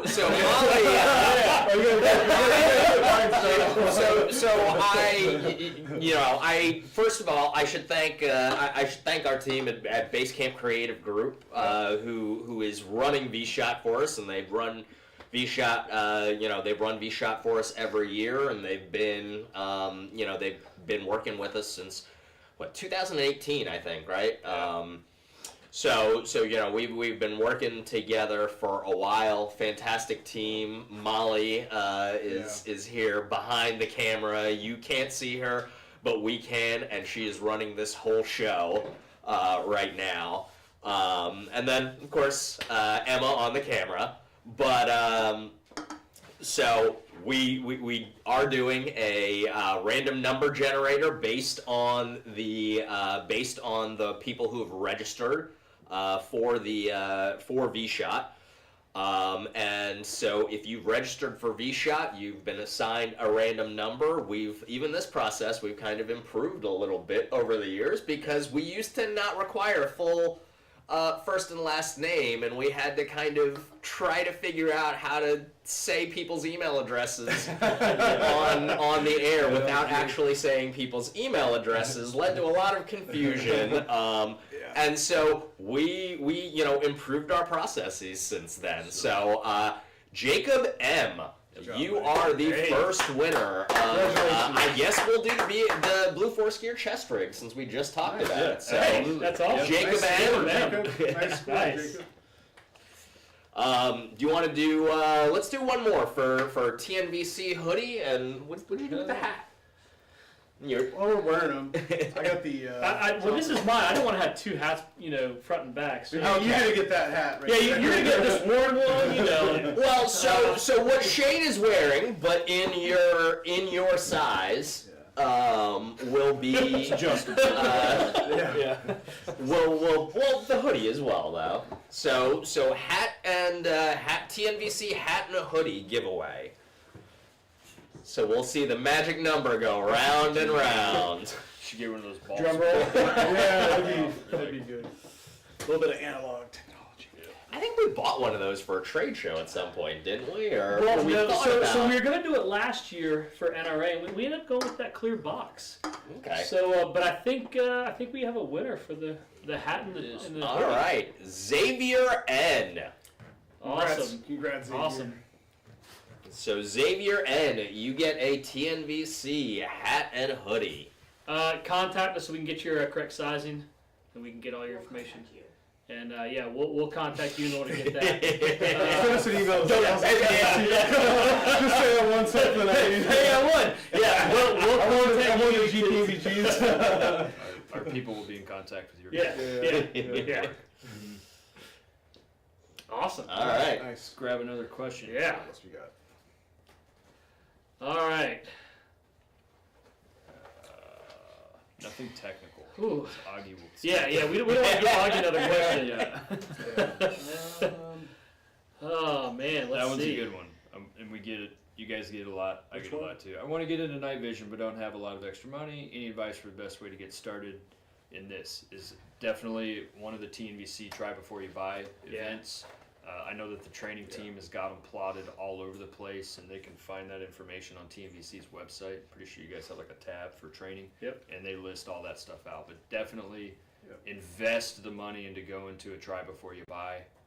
You're going to get educated on all things, not just night vision, but the lasers and everything else. And those guys are just experts at talking you through the problem set and providing a little bit of advice and guidance on like, hey man, with what you're telling me, I would recommend X, Y, and Z, and that'll get you up and running. Try out different setups, different mounts, see what kind of works best with what you're looking for in your budget. Yeah, budget's a big part. I mean, good example. I couldn't tell you how many calls I've gotten where, and I learned this, when I first joined TNVC. So I always ask this to start with, where talking to somebody and then you ask them like, hey, what's your budget? It's $2,000.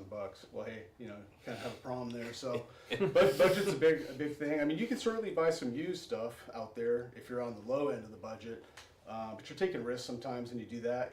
So if you could afford to go up to a new system with a warranty, we have a 14-day return policy. So if you get something and you're like, I don't know if this is it, or now I want to go dual tubes. We've had those guys where they bought a 14, they had it for a week, and they're like, hey, I'm ready to upgrade. I've had those guys. So the budget's a big part, and then the try before you buy is great because you get to use binos, multiple systems, 31s, helmet mounts, 14s, helmet mounts, all helmets. that, Yeah, it's the best way to do it if you haven't used it before. I didn't know you guys had that policy. Yeah, 14 days. Yep. Because I'm like, I'm gonna buy a set of panos. Take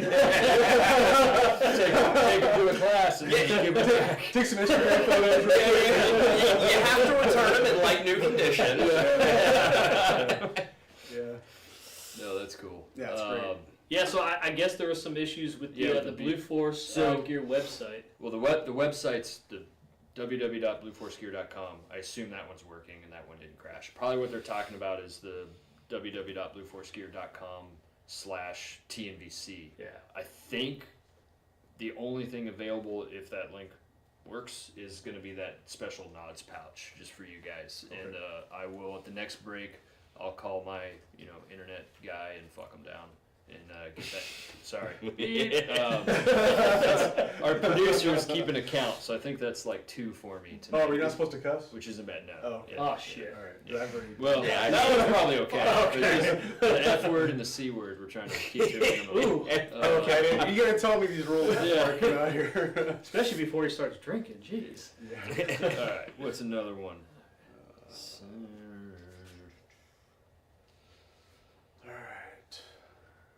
Well, I mean, the 31s, DTNVS questions, I mean, we still get those, even though those devices have been out for a while. Well, I mean, I think I've seen a couple of different questions all along the same vein, where people are asking about which housing they should buy, which is the best housing. So, I mean, what I would say is I mean, the heart and soul of that night vision system, I mean, it is the, it is the image intensifier tube. I mean, yes, especially nowadays, there's the RPO lightweight optics. They are the 50-degree wide field of view optics from Acton Black that people are apparently asking about that we will We will show you over the course of this week. You'll see it. Yeah, but you know, and there are some other lens options. Obviously, the BNVD also has you know, slightly different optics, same objective lenses as the GPNVG actually, but you know, so there's you know, there's a little bit of variation in optics, but I mean, what I would say and what I say to people is, you know, in terms of, I mean, even with like old Anvis systems and stuff like that, which I love Anvis goggles. But, you know, people talk about, like, the lens clarity and everything like that. Listen, I've worn eyeglasses since the 2nd grade, and it takes me about 5 seconds before I get a nice, juicy, greasy thumbprint all over my lenses.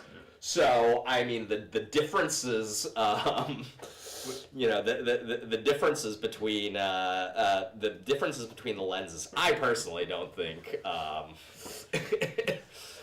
make as big of a difference. I mean, that image intensifier tube, that is the heart and soul of the unit. The rest I mean, of it's just ergonomics. Yeah, it's which buttons you got to push to make I mean, things. you know, I posted something about this on ARFCON this week, I think, and it's like, I mean, if you buy a housing a system that TNVC builds, so, you know, if you get good tubes, you know, we can always move those tubes to a different housing, you know, so if you buy an RNVG, and then you want to put them into something else later that we build. Obviously, we're not going to be swapping tubes with one of these all 3 systems, but you can move your. We technically can. Yeah, it's true.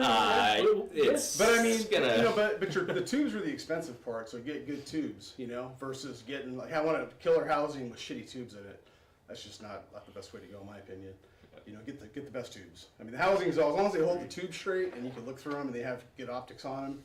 Ultimately, for the important thing of seeing through it, they're all gonna do pretty good. Like, so. Anvis 6s and 9s used to drive me crazy, but you still wear them. You know, it's not that big deal. Like, I hate the fact that they're not articulating and all that crap, but it's just ergonomics. You know, and preferences too. I mean, you know. Yeah, I mean, do you like flippy boys? Do you like, you know?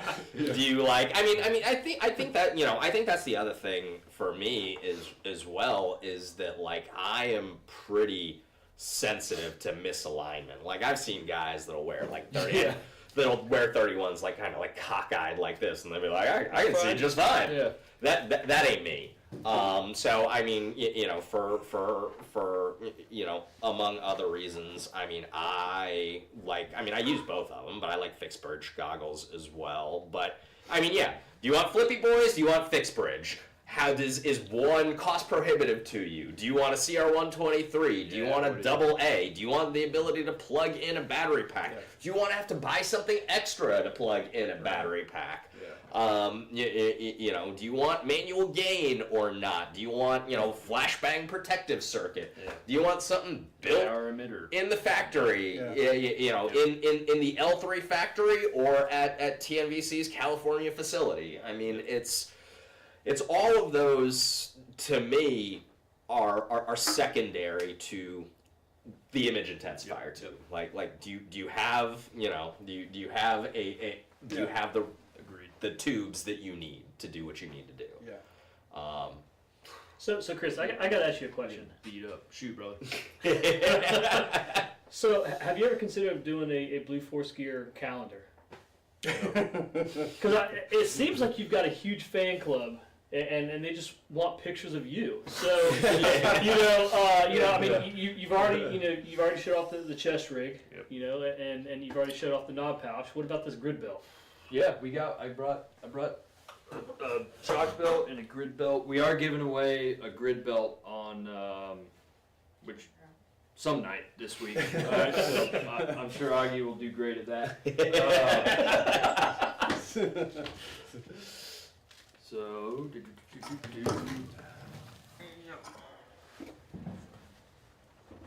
this one we got right. We didn't fall into the pitfall of showing one all rigged up.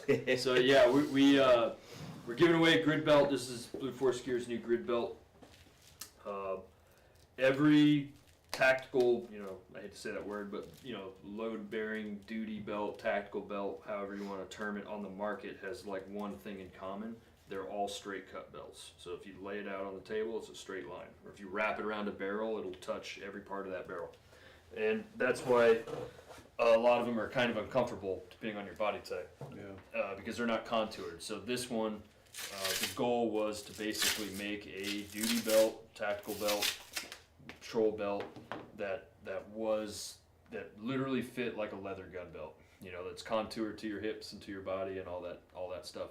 Very, very light, very, very rigid, and all the MOLLE cuts in it are straight and spec'd out. Because I'm not a designer, I'm not one of the engineers that works in our product development shop. But at first it was like, what's the big fucking deal? Like make a contoured, make a contoured tactical belt. And they're like, oh no, that's a tall order, you know, to get this thing spec'd out right and everything scaled correctly and all the MOLLEs straight. It's just amazingly comfortable and amazingly light, you know, compared to a lot of the stuff out there. Oh yeah. So it's our new grid belt. It's currently in production. It's selling on the website finally. You know, it took us a little bit to get it out, which is not uncommon in these days, but we finally got it. So all sizes, all colors are in stock and shipping now. And we are going to give one away. Is there any reason we can't do it now? Or do you want to wait? Tomorrow. Producer's telling me tomorrow. Okay.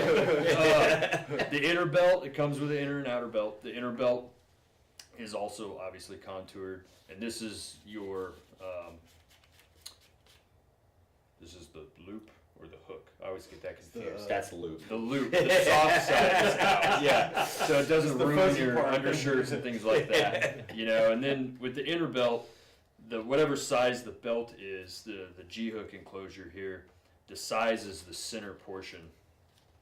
Because, you know, so this is a 34, so you get 34 here, you also get 32, you also get 36, just in case you had like a burrito or something for breakfast. Or you got, you know, cold weather gear on or something like that. You got them on big boy sizes for me? You got a size 60? Yeah, I think it goes up to 46 or 48. Oh man! Yeah, so we are. There's been talk in our shop though of like, yeah, what about all these customers that are, you know, past that? And they're like, you know, we'll do them by order for larger sizes. You need like a chin extender option for it. Yeah, exactly. Well, it's interesting because probably if you guys are watching this, the most common question we get about this is like, hey, it's not very adjustable. And you know, you get about 2 inches of adjustment in there, and it's like, no, you're right, it's not supremely adjustable, because most people want a belt they try to order, or agencies, you know, we're like, hey, we need your size, we need your sizes, and they're like, just send us like, you know, 30 mediums and 30 larges. It's like that, no, bro. Like we need your sizes, which I didn't think would be such a tall order because it is, like absolutely. For helmets. I know, well, it's crazy because like you know your pants size. Yeah. You know, it's like I'm a 36 or a 34 or whatever the case is. But for some reason in the world of tactical belts, it's like small, medium, large. They're embarrassed. Cuts I'm at It's large. like, No, you're not. oh, we squeeze into this.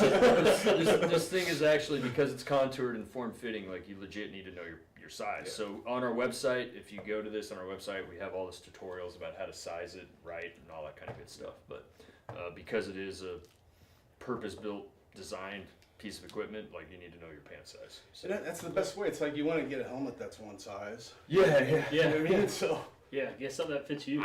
People try. it's just not going to fit as good as one that's sized properly for you. Yep. You know what I mean? So we'll be giving this bad boy away tomorrow night. So that's grid belt. This is a chalk belt, which is the same design but load bearing for, you know, helicopter operations and things like that where you need to tether into something. Yep. So same design, except this one's load bearing. The grid belt is not. So please don't call me in a month because you fell off the side of a mountain trying to snap into your grid belt. That ain't gonna cut it. Just put this stuff down back here. What else we got? All right. What else? So, some fresh. If optical clarity is most important, which lens are the best choice? Seems like lightweight options have optic issues that go with weight savings. I mean, so I'm not a freaking optical engineer. I can't tell you the exact specifics of how lenses work. Obviously, I know the basics of, you know, they're curved and they bend the light, and in my experience, I mean, and once again, I've already given you my context of how long it takes for me to get fingerprints all over frickin' everything. I mean, if optical clarity is the most important, I still think ANVIS lenses are probably the best, for clarity wise. Edge-to-edge clarity and just quality and I mean, like any other lenses, there's a number of sources, there's a number of manufacturers, but I mean, in terms of consistent quality, I think that ANVIS lenses are probably there for me. Which makes sense. Or right, for aviation. So if that's your only concern, then yeah, sure. ANVIS lenses. Here's the other thing, though. If you're going with ANVIS lenses, your housing choices are going to be extremely limited. We do have some ANVIS objective compatible RNVGs. Also, you're going to get the lens filtering. You're going to get that lens filtering that, which on the one hand, is going to.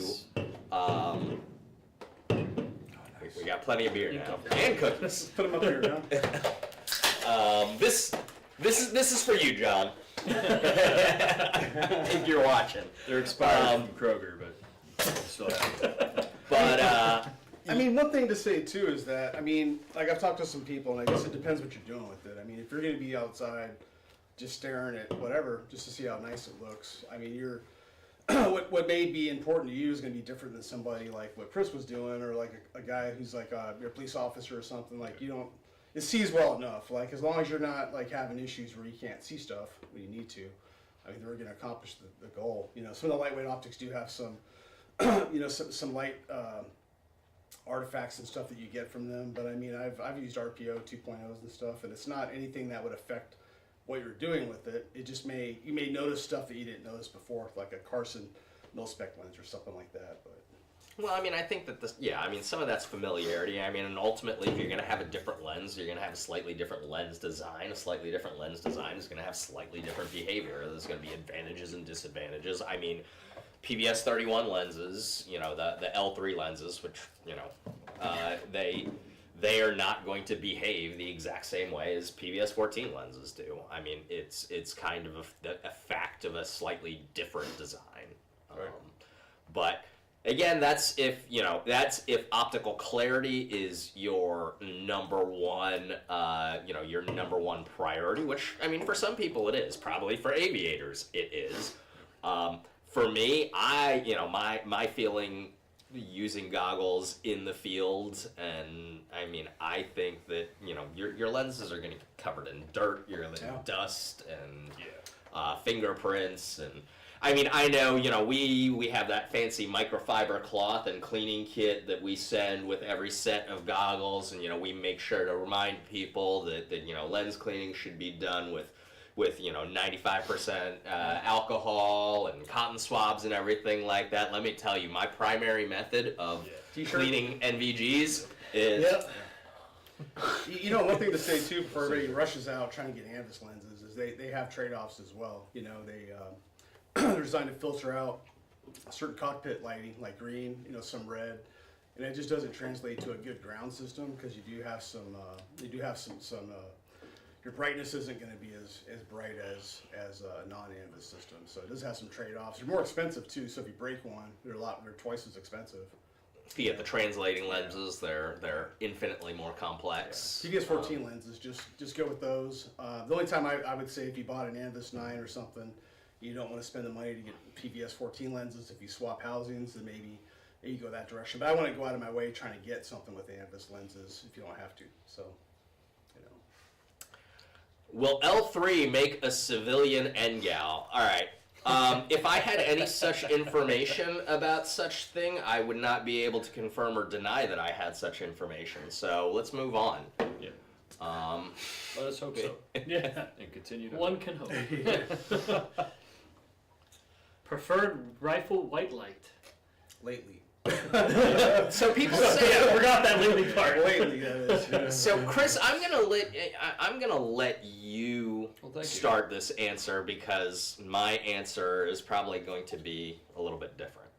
Okay. Well, currently on my guns, I'm running some of the mod light options and some of the cloud defense options. I currently don't have any Surefire products on my working rifles, which actually like pains my heart because like I owe my life to Surefire products, but as far as their rifle lights, I've just kind of not been there recently. I think they just released some stuff I haven't checked out yet. The turbos. Yeah. But anyway, when it comes to rifle white lights, if I have my driveway gun, and I stole that term from Ash, I think he was the first guy that coined it, but that's the gun by my bed, that's like, hey, and for me, I live on an acre, and it's 96 yards or something like that from my front porch to the street. Yeah. And then on the back of my house, it's like 87 yards from my back porch to the lake that I live on. So it's like, all right, man, I need a light that's going to do the distance, you know what I mean? So I like the mod lights, and anything with a shit ton of candela, you know what I mean? That's really going to get it out there. Because it's real easy to flip the script, which I've done with some like law enforcement guys just doing white light, education stuff. It's like baby Jesus cries when you put a freaking X300 on your carbine or whatever. And it's because it's like, hey man, play a game with them where it's like everybody, cleared weapons, everything's good to go, get out your lights. And then, and I know TNVC does this too in their Night Fighter 101 course where it's like, I'm just going to have somebody walk towards us, and as soon as you're 100%, lethal force criteria determination, raise your hand. And they get to 15 or 20 yards, it's all within that reactionary gap distance. And so if you flip the script, I'm like, all right, bro, how about this? How about if I issued you that rifle and told you, hey, because of policy, you can't shoot that thing at night past 15 yards. Like, you'd lose your shit. Rightfully so. Yeah. However, like, the light that you have on that gun, that's what's given you. You know what I mean? So if you're going to have a 100-yard rifle, have a 100-yard light, or, something about like that. So, I'm a fan of, like, hashtag all the lumens, all the candela. Like, I want all of it. And there's probably some situations where that's not, like, totally applicable, but for like my duty rifles that I'm usually, that's by my bed for my home, or I'm doing a lot of CQB. However, I have to get from wherever I'm going to the place I'm doing CQB in. Like, I need a lot of light, so I'm running both mod lights and cloud defense lights on my rifle. But see, the good thing about it though is you have a reason of why you want this particular light. Yeah. Some guys are like, hey, I want the brightest light out there, but they can't explain why. So at least you got a purpose of why you have this kind of stuff, and why you have it set up that way. When we play those games with real lights, it's like from my pocket, it's like, all right, man, and play the same game. It's like now, in honest truth be told, it ain't a whole lot. Like with a much better light than like a pistol light or whatever on your rifle, you can get that lethal force criteria determination out to like 35 yards, maybe. You know what I mean? It's not like a huge gap, but you can see people at 100. 200, whatever. And if you got optics, you can look at them at that distance with light. You can't make out if they have a cell phone, no. gun, whatever. So, exactly. Absolutely.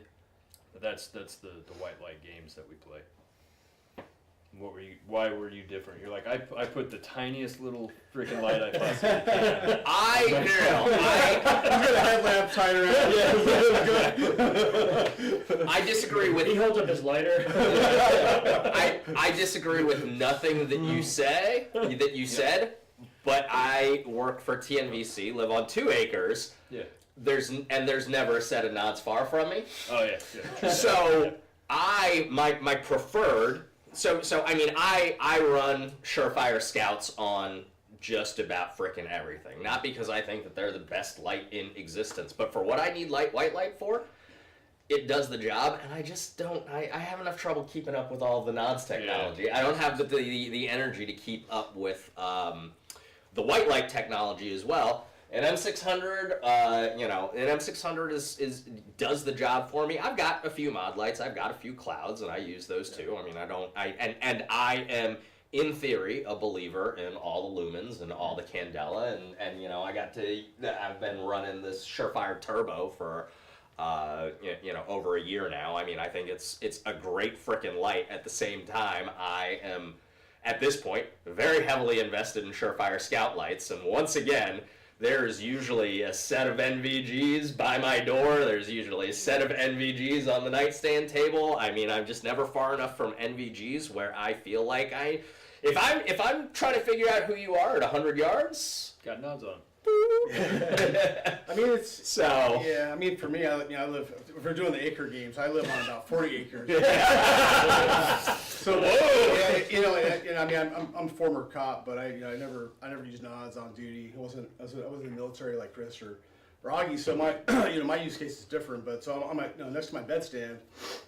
I've got a Surefire dual fuel because I do like that better for inside the house. If I got to grab that, I got wide flood. But if I have to go outside where I have a lot more distance, I do run like a PLHV2. I do like that for outside, just because it gets out there. I was checking out a Z-Bolt light. That thing's pretty badass, white light. I mean, that thing's crazy. It's like it's like the Batman symbol up in the air. I mean, that's a bit much for most people though. But I think the dual fuel is nice for indoors because you get a lot of flood. Driveway gun maybe, like if your driveway's not huge, yards, just because it lights up so much stuff. You just don't have as much throw with it, which kind of sucks. I've actually played around with the concept because early on in my military career, we had a couple 14 mounts for guns, which are like terrible. Like it's just not good. It doesn't work very well. But because my gun is next to my bed and the night vision thing, like I want that capability too. But I'm going to be naked at like 3 in the morning, and if my plan was, and I haven't gotten it yet, to play around with a 14 mount and actually mount it to the rifle, just so that when I grab the gun, the night vision's already on board. Oh yeah. And it's like, it's not the greatest thing to look out the window, but what the fuck's going on out there? And just look, through the tube, and see what's going on. That raises. So there was a question earlier. I think we missed it, where somebody was asking about home defense setup for night vision. And I guess everybody's different. I mean, it depends where you live and what you're doing, I suppose. But I mean, do you have any, just from a training standpoint, do you have any suggestions or stuff on that? The only thing I can really do is doing a lot of vehicle type stuff. Yeah. What we learned early on, and I'm sure some people out there, their experiences may vary and they call bullshit, but one of our takeaways was like, if it's not on your body, you can't guarantee that it's going to be employed. So all like the cool bags and everything, like this is my blowout bag, it's like that, and it never happened. So I took that train of thought and applied it to my house. So like, not a duty carbine setup for most general use, but my rifle that's next to my bed has a tourniquet like on the buttstock. It has a couple other things attached to the gun that normally I would never do for other work. But it's only because, hey, I know if I jump out of this bed and grab the gun, here's the capabilities that I have attached to that damn thing. Yeah. Because I'm not wearing it, I'm not putting it on, I'm not doing any of that stuff. So that's kind of like some gray area, know. But that's why I was thinking, like, maybe if I get a 14 and just mount it to the gun, then I'll have some night vision capability that I don't have to put a helmet on. Or if I grab that gun and do something with it, I use it, don't use it, whatever, but I have the capability. But of course, that's like not a great capability to have of like looking down a rifle with a 14 on it, trying to search around. But at least I can It makes sense. It's right there. You know what I mean? Yeah, it's one of those things too. I mean, the biggest thing I think is, like, I think some of these guys asking this question are probably guys who are maybe first looking at getting nods, for self-defense. And it's one of those things where, like, man, if you don't have any training yet or time on it, I want to buy it and just, kind of have it there ready to go. Yeah. You know what I mean? Just because, like Chris was saying, I mean, the drills he was talking about with earlier with the officers and stuff, and in terms of what they could see and not see with nods, it's like, if there's somebody brand new to it, I mean, that's all. You don't want to have to figure that shit out at that time, on game day. Yeah. Well, the good thing with our training education program is that you can rent, different devices for the training. Yeah. So if you don't know what you want to buy and you can't make it to a tribe before you buy or something like that, you can at least take the class, get that information, try out something, and Yeah.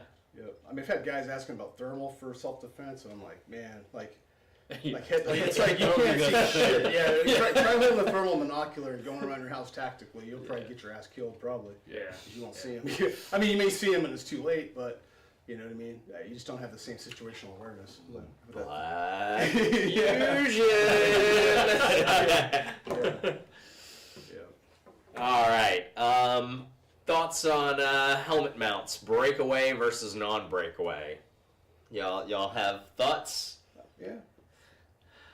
I mean, I personally like the breakaway feature. I mean, especially with a law enforcement background, getting in and out of vehicles, and going through woods and tracking people, it's definitely a good capability and tool to have. If it does get snagged on something, you're not, snapping your neck or anything like that. Just caveat to that, if I do have that engaged, I want to have some sort of retention on the helmet. That way it's not dropping on the deck, cracking the lens or something like that. So At the bottom of the Spanish River. Yeah, exactly. So I mean, that's another consideration. No, and the thing too is like, I mean, a lot of people relate it to, well, I'm not, 'cause I've had guys on the phone, they're like, well, I'm not jumping out of planes and I'm not doing all this stuff where I need it. It's like, well, if you're out hiking around and stuff, and you face plant or something like that, I mean, you may need it, because that could help save your neck as well as not breaking your night vision, because if it breaks away, it's not gonna, all the force ain't gonna go into it, it's gonna pop off, But have it landed, so if you face plant on the side of a mountain and they start tumbling down at night, you're, you know what I mean? So I think that's one for you. I think you're at the three, right? I didn't say it all. I don't know. I'm technically not a I've got TNVC plenty, employee, so so like HR department can't have. I mean, it's what, like 11:45 on the East Coast. I mean, yeah, I know we marked this for all audiences, but come the fuck on. We're talking about using lethal force on people in justified situations, but nevertheless, I mean, if you can't take a couple of fucks, then you should not be, you should not be listening to this presentation at all. So Will, we got a question for you from Silence556. Okay. So can someone come to the shop at the warehouse and make a large cash buy and pick it up? I'll meet you at the Circle K. No, you can't. We're not open to the public. We get this question a lot. And it's I mean, it'd be great. We don't have a showroom. We don't have the staffing for that at the California headquarters. It's like Augie was saying. Like I'm not in California. I mean, none of us here are. The staff that's there, I mean, they're not public facing staff. And we just don't have the resources to handle that there as well. Because I mean, those guys are busy, as well as obviously security issues of having people come in and check out all your stuff. You know what I mean? But we can consult with you over the phone. The try before you buy events are great if you want to handle stuff ahead of time. But to answer the question, we'd love to take your cash as well. But yeah, we're not open. You can't come do that. So. If you want to pay by cash, we have a special address for that in South Carolina, but we're not responsible for what happens if that cash goes missing. It's hard to secure cash shipments. Yeah. The sacrificial lamb. So before we move on to some more questions, we do have a giveaway for a mini Tobago bag from Voodoo Tactical.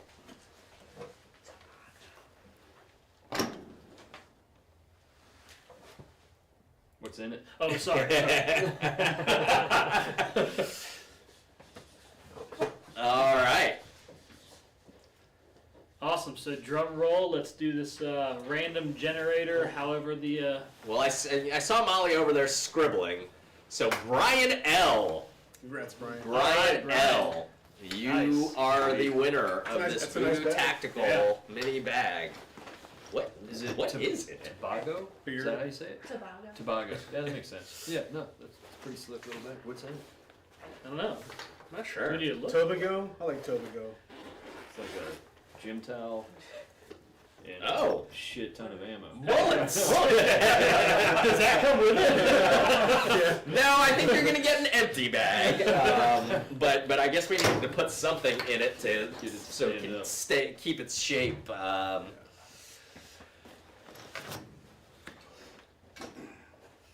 All right, so we've got a few more questions. Sacrificial lenses. Question asked specifically about 1531s, but I mean, me personally, unless I am doing something that specifically justifies the use of sacrificial lenses, I'm not using sacrificial lenses on anything. Yep. Me neither. But I mean, I totally get it because it seems like a lot of new users are concerned. They don't want to scratch it. They're concerned about it. But I mean, if like how you said, I mean, what are you doing with it? Are you low crawling through like thorn bushes and stuff like that? You know what I mean? Even if you do, it will survive. Yeah, it can hack it. I mean, I want to stress it. You know, if you could wash it off, you get dirt on it. You know, you can clean it, no big deal. I want to stress about it unless you're really doing something with a high chance of damaging the lens. Well, and this is, you know, this is kind of, it goes to something that I always have a little bit of difficulty, because I mean, obviously, you know, obviously we understand. I mean, before I was working for TNVC, I you know, bought my own NVGs. That's probably how I ended up working at TNVC. So I mean, they're a big investment. You know, they're expensive pieces of equipment, you know, whether you're using them in some sort of professional capacity or whether you're using them solely recreationally. So I totally understand the you know, the desire to protect them, to protect your investment, and so, you know, what I would say is, I mean, night vision goggles, it's not an ACOG, it's not frickin' bomb proof. It's, at the same time, it's not a frickin' Fabergé egg either. You know, they are not as you know, super delicate as some people. I mean, you got to think about, you know, especially take something like the PVS-14 was designed to issue to infantrymen, and you know, if you know infantrymen, you know what I mean. fuck up an anvil with a rubber mallet.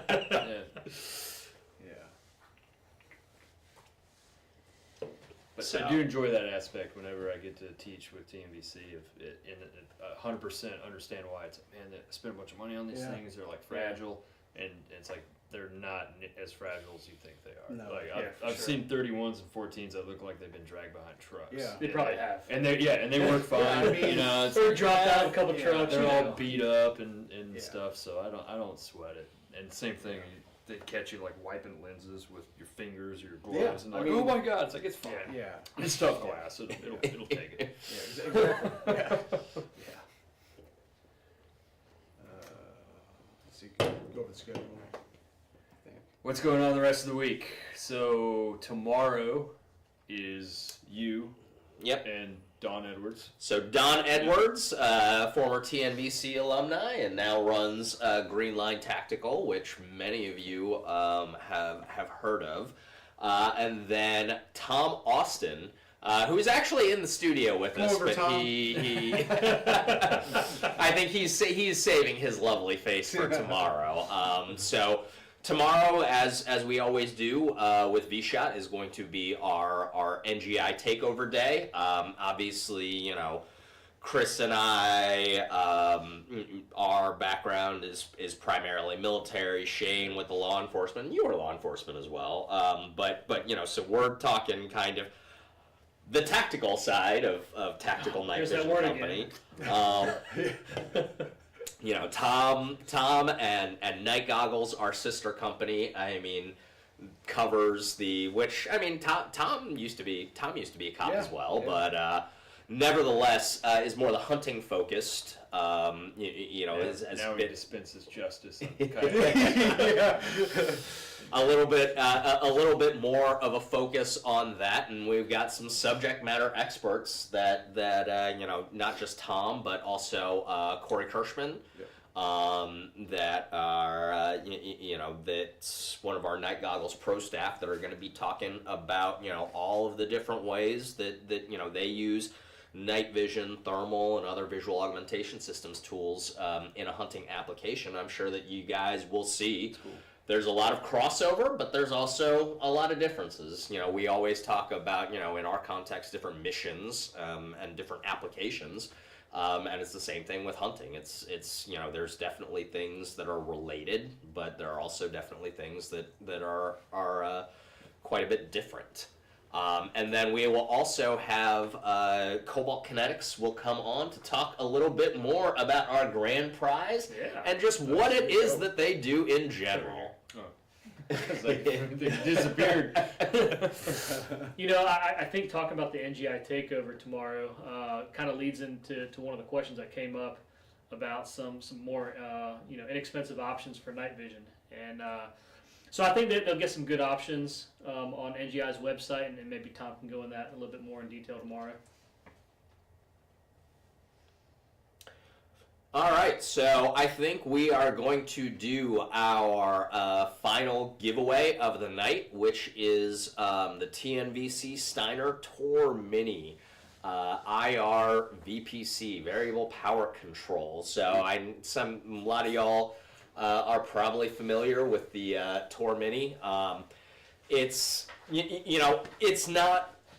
it's not necessarily what I am going to use as my primary duty laser, but as a nice like it's just a small IR laser. I mean, that thing I would say it punches above its weight class for what it costs, obviously, to Paul M, the winner of tonight's Tor Mini IR. It's going to cost nothing, but even if you do pay for one, I mean, it's an inexpensive and effective little IR laser, and I think everybody's always talking about class 3B, what some people call full power lasers. I don't really like the idea. I mean, people talk about full power PEC-15s. It's a 45 milliwatt device, and then you've got 80, 85, 100 milliwatt devices. 45 is definitely not full power, but it is the standard power for a PEC-15. That's neither here nor there. I digress. It's not always. It really isn't always what you need. So I mean, it's sitting off to the side, but on my Cobalt rifle, I mean, I've got the Tor Mini sitting on there, and for what that rifle does, being nice and lightweight. And the ability to step down from 0.7 to 0.4 to 0.2 milliwatt so that you don't get any of the excessive bloom. It's a great little device. But congratulations, Paul M, for winning the final giveaway of tonight, night 1 of TNVC's vSHOTT 2003. Or 2023. Missed it that much.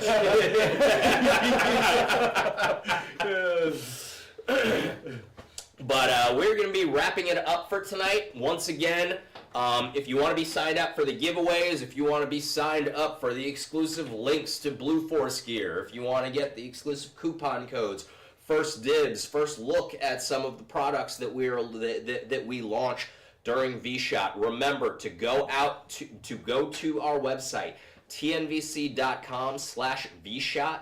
That's vSHOTT with 2 T's, VSHOTT,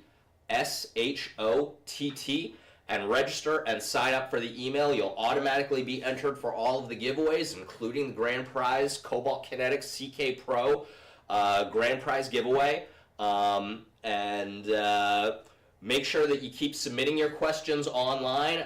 We had a pretty packed schedule with Doc Spears and Jamey Caldwell tonight, so we didn't get to as many questions as we necessarily want to do today. Probably some of it is because I talk so goddamn much.